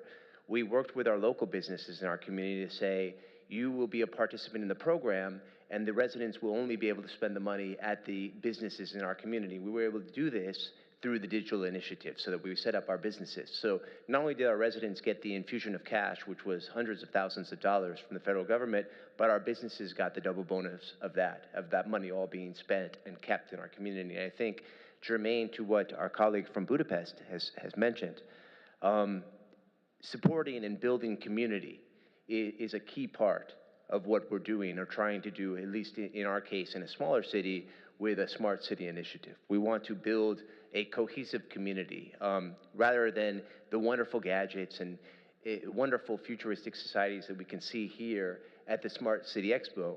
In a smaller city with limited resources, we must pick and choose what are the ways that we can build through smart technology. That's the first part. Now, there's a second part to this story for a small community. And of course, all of our cities we know are different. We face different challenges, and we have many similarities. In the case of North Bay Village, in the middle of the bay, between Miami and Miami Beach, we're threatened primarily by climate change and sea level rise. And one of the things that this conference has begun to open my eyes to, and I know that many cities, Taiwan shares the challenge, Houston shares the challenge from climate change, from stronger storms and sea level rise, is that climate change and sea level rise and resiliency and smart cities are two sides of the same coin. And so from a larger perspective, coming from a smaller city, we might not immediately be able to implement initiatives in terms of traffic, initiatives in terms of this and that other larger cities are initiating, but we actually benefit when larger cities initiate these processes. And our colleague from the Philippines who moved on pointed out the efficiencies that are gained from smart cities. Well, these efficiencies have a payoff in terms of resiliency, in terms of reducing a carbon footprint, in terms of moving cities around the world towards net zero. And that has an explicit benefit towards communities in the situation of North Bay Village. I dare say in the situation of Taiwan. I dare say in the situation of Houston, that we benefit from communities around the world taking smart city steps to reduce pollution, to improve traffic flow, to create efficiencies across the board. And so from a global perspective, this is a way that we all can benefit, even when from smaller communities we might not be able to immediately reap the benefits of all of the smart city initiatives. So that's my main takeaway for today, and I'm appreciative for the input and learnings of all of the colleagues. Thank you very much. Thank you very much. Mayor Latham from North Bay Village. Anyone else would like to add on anything? Yes, Mr. Pollard. I think another thing that we have to be aware of is cybersecurity is something that we must be diligent and aware of how it impacts our cities. The more digital we are and the more data is being stored, we must understand how to protect sensitive information and how it won't leave our cities vulnerable. And so we also have to educate our constituency on how to become comfortable with this information being collected and stored. And so it will be a challenge and something that each city will need to strategize on, having a campaign on how to curb those fears. Thank you very much. And especially you just mentioned, for this panel, we're also talking about how a lot of elders and underprivileged are also vulnerable to cyber threats. So in Houston right now, are you implementing any of the similar strategies to combat with this? So in the city of Houston, we have a technology department, and when we have applications online that we reach out to our residents to put in information, we have a large department that strictly looks at cybersecurity. And so we have all these checkpoints that go out to keep our city from being attacked by hackers and viruses that are out there. And we put a lot of money and investment into cybersecurity insurance. And I think all cities need to, if you can afford it, to have really strong cybersecurity insurance. But that is a threat, that the more digital we become and the more data that's out there being collected, that we have to find ways to protect that information, not only for the protection of our residents, but even our own cities and how our departments function and what will happen if a virus or a hacker gets into our system and how that can shut down some of our core services and then leave our city in a bad position. And so every city will have to really invest within their own infrastructure in their technology department. In the city of Houston, we put a lot of emphasis on that, and I encourage you all to do the same. Thank you very much, Mr. Pollard. And Deputy Mayor Fanius, would you like to add on that to that? Not particularly to this, but it is very interesting to learn from each other the experiences of similar or different cities. But I would like to stress that it is very important to learn from ourselves as well, not only from our mistakes, which is also important to learn from, but to focus on reusability of things that we have already explored. So for instance, we have a war going on in a neighboring country after the Russian aggression against Ukraine. And although Hungary is not taking such a great burden in caring for Ukrainian refugees than Poland is, but actually Budapest is taking great responsibility for that. And one of our problems in relation to that is that we have a lot of people, when the borders were open, came in unregistered, and we have observed that approximately 1 million Ukrainian refugees arrived from Ukraine, but only 24,000 have been registered officially. And we know that a lot of those refugees actually traveled further to Western Europe or to Poland instantly, but we know that a lot of people have been taken up by the Ukrainian community already living in Hungary. And using the tools that we have explored when trying to fight COVID, we actually try to, using social media sources and using telco sources, try to identify patterns with which we could predict when and where help is needed, not on the individual level, but like to predict the behavior and to provide aid when and where it was necessary. So I think it is a very good example of actually once exploring a solution and then making it part of your toolkit to reuse later in different circumstances for different purposes. Thank you. Thank you very much. So we're hearing that we're using social media to identify the patterns of the refugees from Ukraine. Now back at you, I have another question for you, and that is because you talked earlier about energy transformation, and based on geopolitical reasons, probably we're seeing an immediate need to implement these in Budapest due to the reasons that we just talked about. So is there any strategies in your city that how you implement an energy transformation? Well, we are trying to go towards solar energy, and what we are doing is implementing pilot projects, especially in the residential, the energetical modernization of residential buildings is very important. Because there are a lot of neighborhoods with different social composition, different building structures, and we have to find the appropriate solutions for each type of case. So provide the technical solutions, provide the necessary financial instruments, and we are piloting different solutions right now. And of course, in a very disadvantageous budgetary situation, which makes things a bit more difficult. Thank you, Deputy Mayor. Do we have any other mayor and representatives who would like to add on to that? Can we please pass the microphone to this gentleman over here on the right? Behind you. Thank you. Okay, thank you. Appreciate for the insightful opinion from experts from cities around the globe. And I'm Commissioner of Department of Finance. Of course, I'm colleague of Commissioner Zhao. And because I need to create revenue for about 6 billion USD dollars.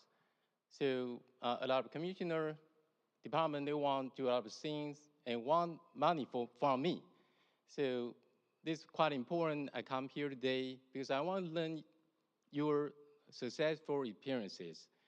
So someday my colleagues say that they copy your successful experience, that will approve this kind of budget. And so once again, thankfully for the either mayor or deputy mayor from Budapest and Genova, Timisoara from Lithuania, Houston, Taichung, and Brent from Canada. And I have one comment because Budapest, the deputy mayor just mentioned about the solar panel. Of course, in Taiwan, we also encourage the family to install solar panel on the roof, but it's not enough.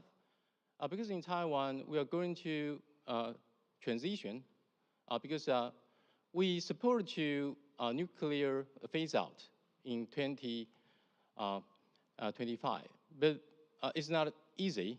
So yesterday I talked with Deputy Mayor Gabbard about it. I worked for National Park Administration before, and we have a lot of national land, and we try to provide a land for solar panel in order to deal with the shortage of power due to the phase out of nuclear. And so maybe there will be some successful experience in terms of Budapest to share with us. And my question will ask the city mayor from Genova, Lithuania, because you mentioned about participatory budget. So could you give me one example more that how to use participatory budget to make our smart city smarter? Thank you. Thank you very much. So thank you very much. Just a small remark. Of course, we're seeing a huge technological progress, and sometimes I'm still very happy to have a face-to-face contact rather than we see avatars talking in behalf of us. Maybe there will come a time when robots or avatars will be sitting. But until then, I think that what we do and how this participatory budget works. Since most probably in any size city, is it millions of citizens or maybe just a couple of thousands? Not all citizens are engaged in what are actually the politicians are doing, how they're spending their actually taxpayers' money. Some of them are interested, some of them are not. So we would like to change that, and what do we do in Lithuania is we try to come up with simplified model, meaning, okay, you're the citizen, you're the taxpayer, you do understand that we are spending the money that you pay on your behalf to something, but maybe we're not right. Maybe we're not seeing some initial problems in your society, in your community, that you would like to address, and we're not seeing that. So therefore, we encourage citizens to get engaged, and some of the ideas they brought up, bring in, are not very much, let's say, related to smart technology and stuff. Maybe it's just simplified, I don't know, just a playground for pupils, I don't know, some street lighting, I don't know, it's just a park or whatever things.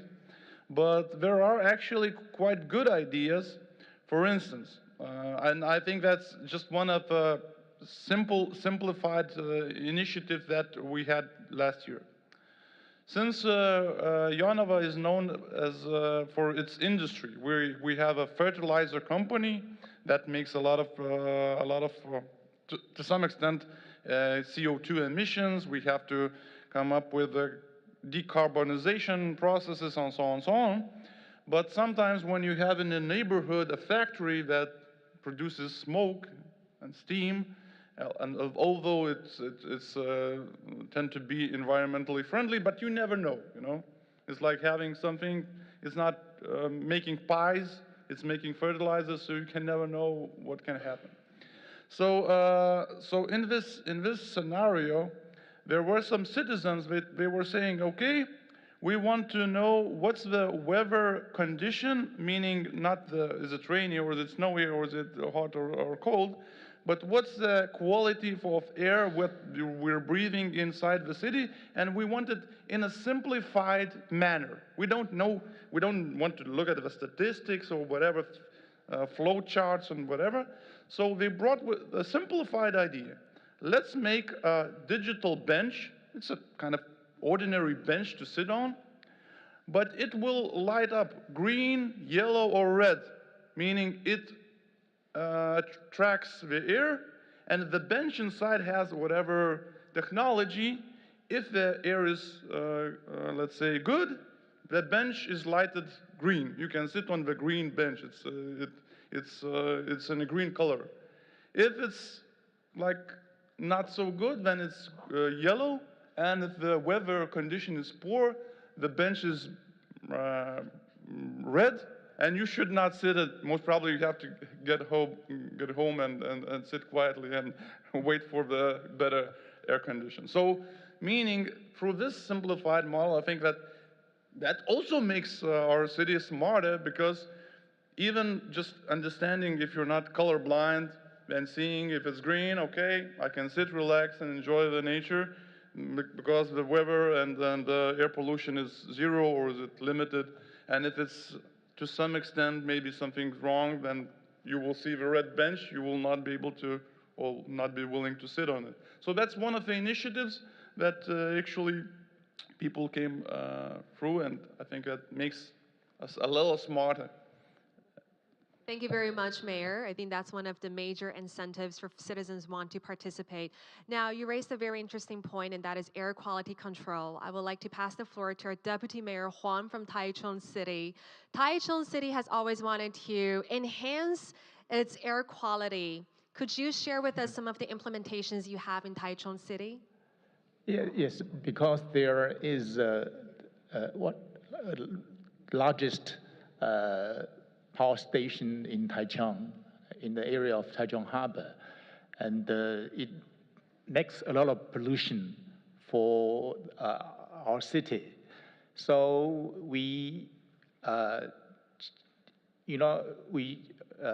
enact a regulation, a law to force the power station to reduce the use of coal. And however, unfortunately, every time we find the power station, the central government abolished the penalty we get to the power station, because it's owned by the government. So, however, because we keep doing this, although the ticket were vanished, however, the power station can see our determination to improve the quality of the air. So they, in the end of the day, they have to reduce the use of coal, and they also started to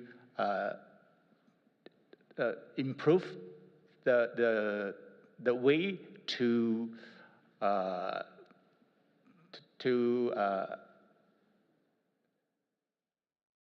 how do I say it? To change the engine into gas instead of coal. So I think that's the improvement. So when the government showed the determination to do something, then I think the people of the city will support you. And although sometimes there are difficulty, however, you can see the improvement gradually. That's what we've been doing. Thank you very much, Deputy Mayor Huang. Now, due to the time constraint, we're gonna answer this very last question. So for today's two panel discussions, we talked about cybersecurity, we talked about healthcare implementations, we also talked about transportation, energy, and pollution, the transformations we're trying to see here. Now, while we are building a smart city and we will continuously build it, what are the major challenges, or which among the sectors that we just talked about do you believe your city is facing the most challenges in? Any mayor or representative would like to share with us? Yes, please. I think a challenge for us as we transition into a smart city is being able to understand how we can utilize technology to save our cities money. We have to find ways to provide services at an increasing rate without raising taxes on the residents, right? And so we have to find ways to utilize being a smart city, not just for the end user, which is our constituents, but to keep money within our own municipalities. And so with the city of Houston, one of the things that we've done is we utilize artificial intelligence at some of our city facilities on temperature control, right, to try to save cost on electricity. We've also transitioned into most of our city vehicles now being more electric to save money on gas. And so we have to, the challenge for all of us is to say, how can we utilize technology from a government standpoint as elected officials that we can have more money within our budgets to provide other core services that go away from the traditional ways that we've always spent money. And those are things I think we have to collaborate and talk about and discuss ways in which your city has found efficiencies in saving money using smart technology and how that could benefit other cities as well. Thank you. Thank you very much. Raising the fund is definitely one challenge. Yes, please. Mayor Lacau. So I would add as well to the challenges. So I think one of the challenges, as Mr. Pollard has said, is the money, because implementing a large-scale infrastructure needs money to buy it and to implement it and then to maintain it, and then you need trained person to operate it, to offer service. So it is a costly endeavor. Then as well, there's the challenge of intimacy for the citizens themselves, and there's the needs of check and balances in the way that we use technology and that we use the information that we gather, especially in a democratic country that treats the rights of the citizen as more important than the wishes of the government themselves. Another challenge is that we have, and as I have stated earlier, is the fact that we cannot think that technology will replace the responsibility and the representativeness of local elected officials. The technology will not be responsible for public implementation of policies. Technology will not take over the decision level making. Technology will not take over the opportunity for certain decision. It will make easier the implementation, or it will facilitate, let's say, the decisions, but in the end, this will have to remain with the elected officials. And one of last but not least things that this will be a challenge, it's to separate and to know how to choose real solutions that will create an impact, and not just gadgets or solutions that are nice or cute. And I'm not sure about other officials, but I get maybe weekly at least 2-3 emails from companies who are offering me the best solution on earth for smart city, and everybody know exactly what smart city is, how it will be implemented, how it will change the life of people, and in 5 slides everything is easily done. But in reality, things are more complex. They have many layers, they have many ups and downs, and it's very hard to understand all of the complexity of implementing such systems through the life and to the good life and to the impact on ordinary citizens. So I think that there's as well a big level of, let's say, illiteracy in the idea that we do not have yet the understanding level to know how to separate real solutions that are creating a real impact for the citizens, that are coming with a reasonable cost for what they're offering, and not just choosing solutions who are cool, will get us a nice PR or will get us nice pictures, but solutions that are really changing the life of people, and as well to make sure that the balance between costs, between effectiveness of the smart city solutions are always in mind, and the fact that this is not a panacea, something that will fix in 2 days all of the problems that we have, and that we still need as elected officials to make decisions and to see all of the complexity of the decisions that we have to do and of the service that we are providing. Thank you, Deputy Mayor. Now we're going to open the floor to our very last speaker for today. Can I please welcome Deputy Mayor Franias?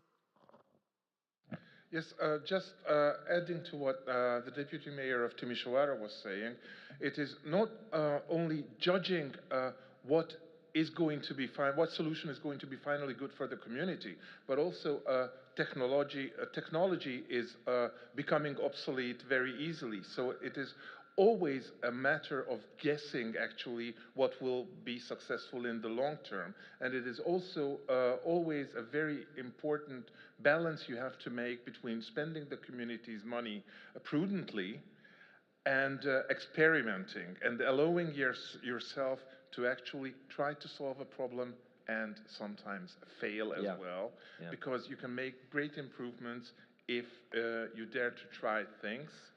And of course, you always have to have a strategic plan, but then again, you always have to be agile in reconsidering it and fitting it with new developments. I would just like to add one more thing. We had such a situation in Timisoara, I think 8-9 years ago. We have installed in the city around about 15 big screens in which we are showing the quality of the air in different areas of the city. And of course, today nobody wants a screen in the city. You have it on the app on your phone. So now those screens are trash on the public domain because they're not used anymore. The technology that they had, it's obsolete. You cannot replace them. I cannot find a company who comes and service them. If I would find a company, it would cost me maybe more than to develop a new app from zero. So yes, this thing regarding the speed that the technology evolves and how we choose solutions that are used on the long term, this is something that nobody really trains us how to decide. Thank you very much, Deputy Mayor Franias and Lacal. Thank you. Throughout the panel today, we have explored topics such as digital health, digital transportation, cybersecurity, energy, transformation, and many others. We have also discussed the challenges and opportunities presented by the pandemic and how we can leverage digital technologies through AI and cost-effective fundraising methods in order to build a better future for all. Now, our summit is coming to an end, so once again, I would like to welcome our Mr. Chow to come up to the stage and give us a concluding remark. Thank you very much, Commissioner.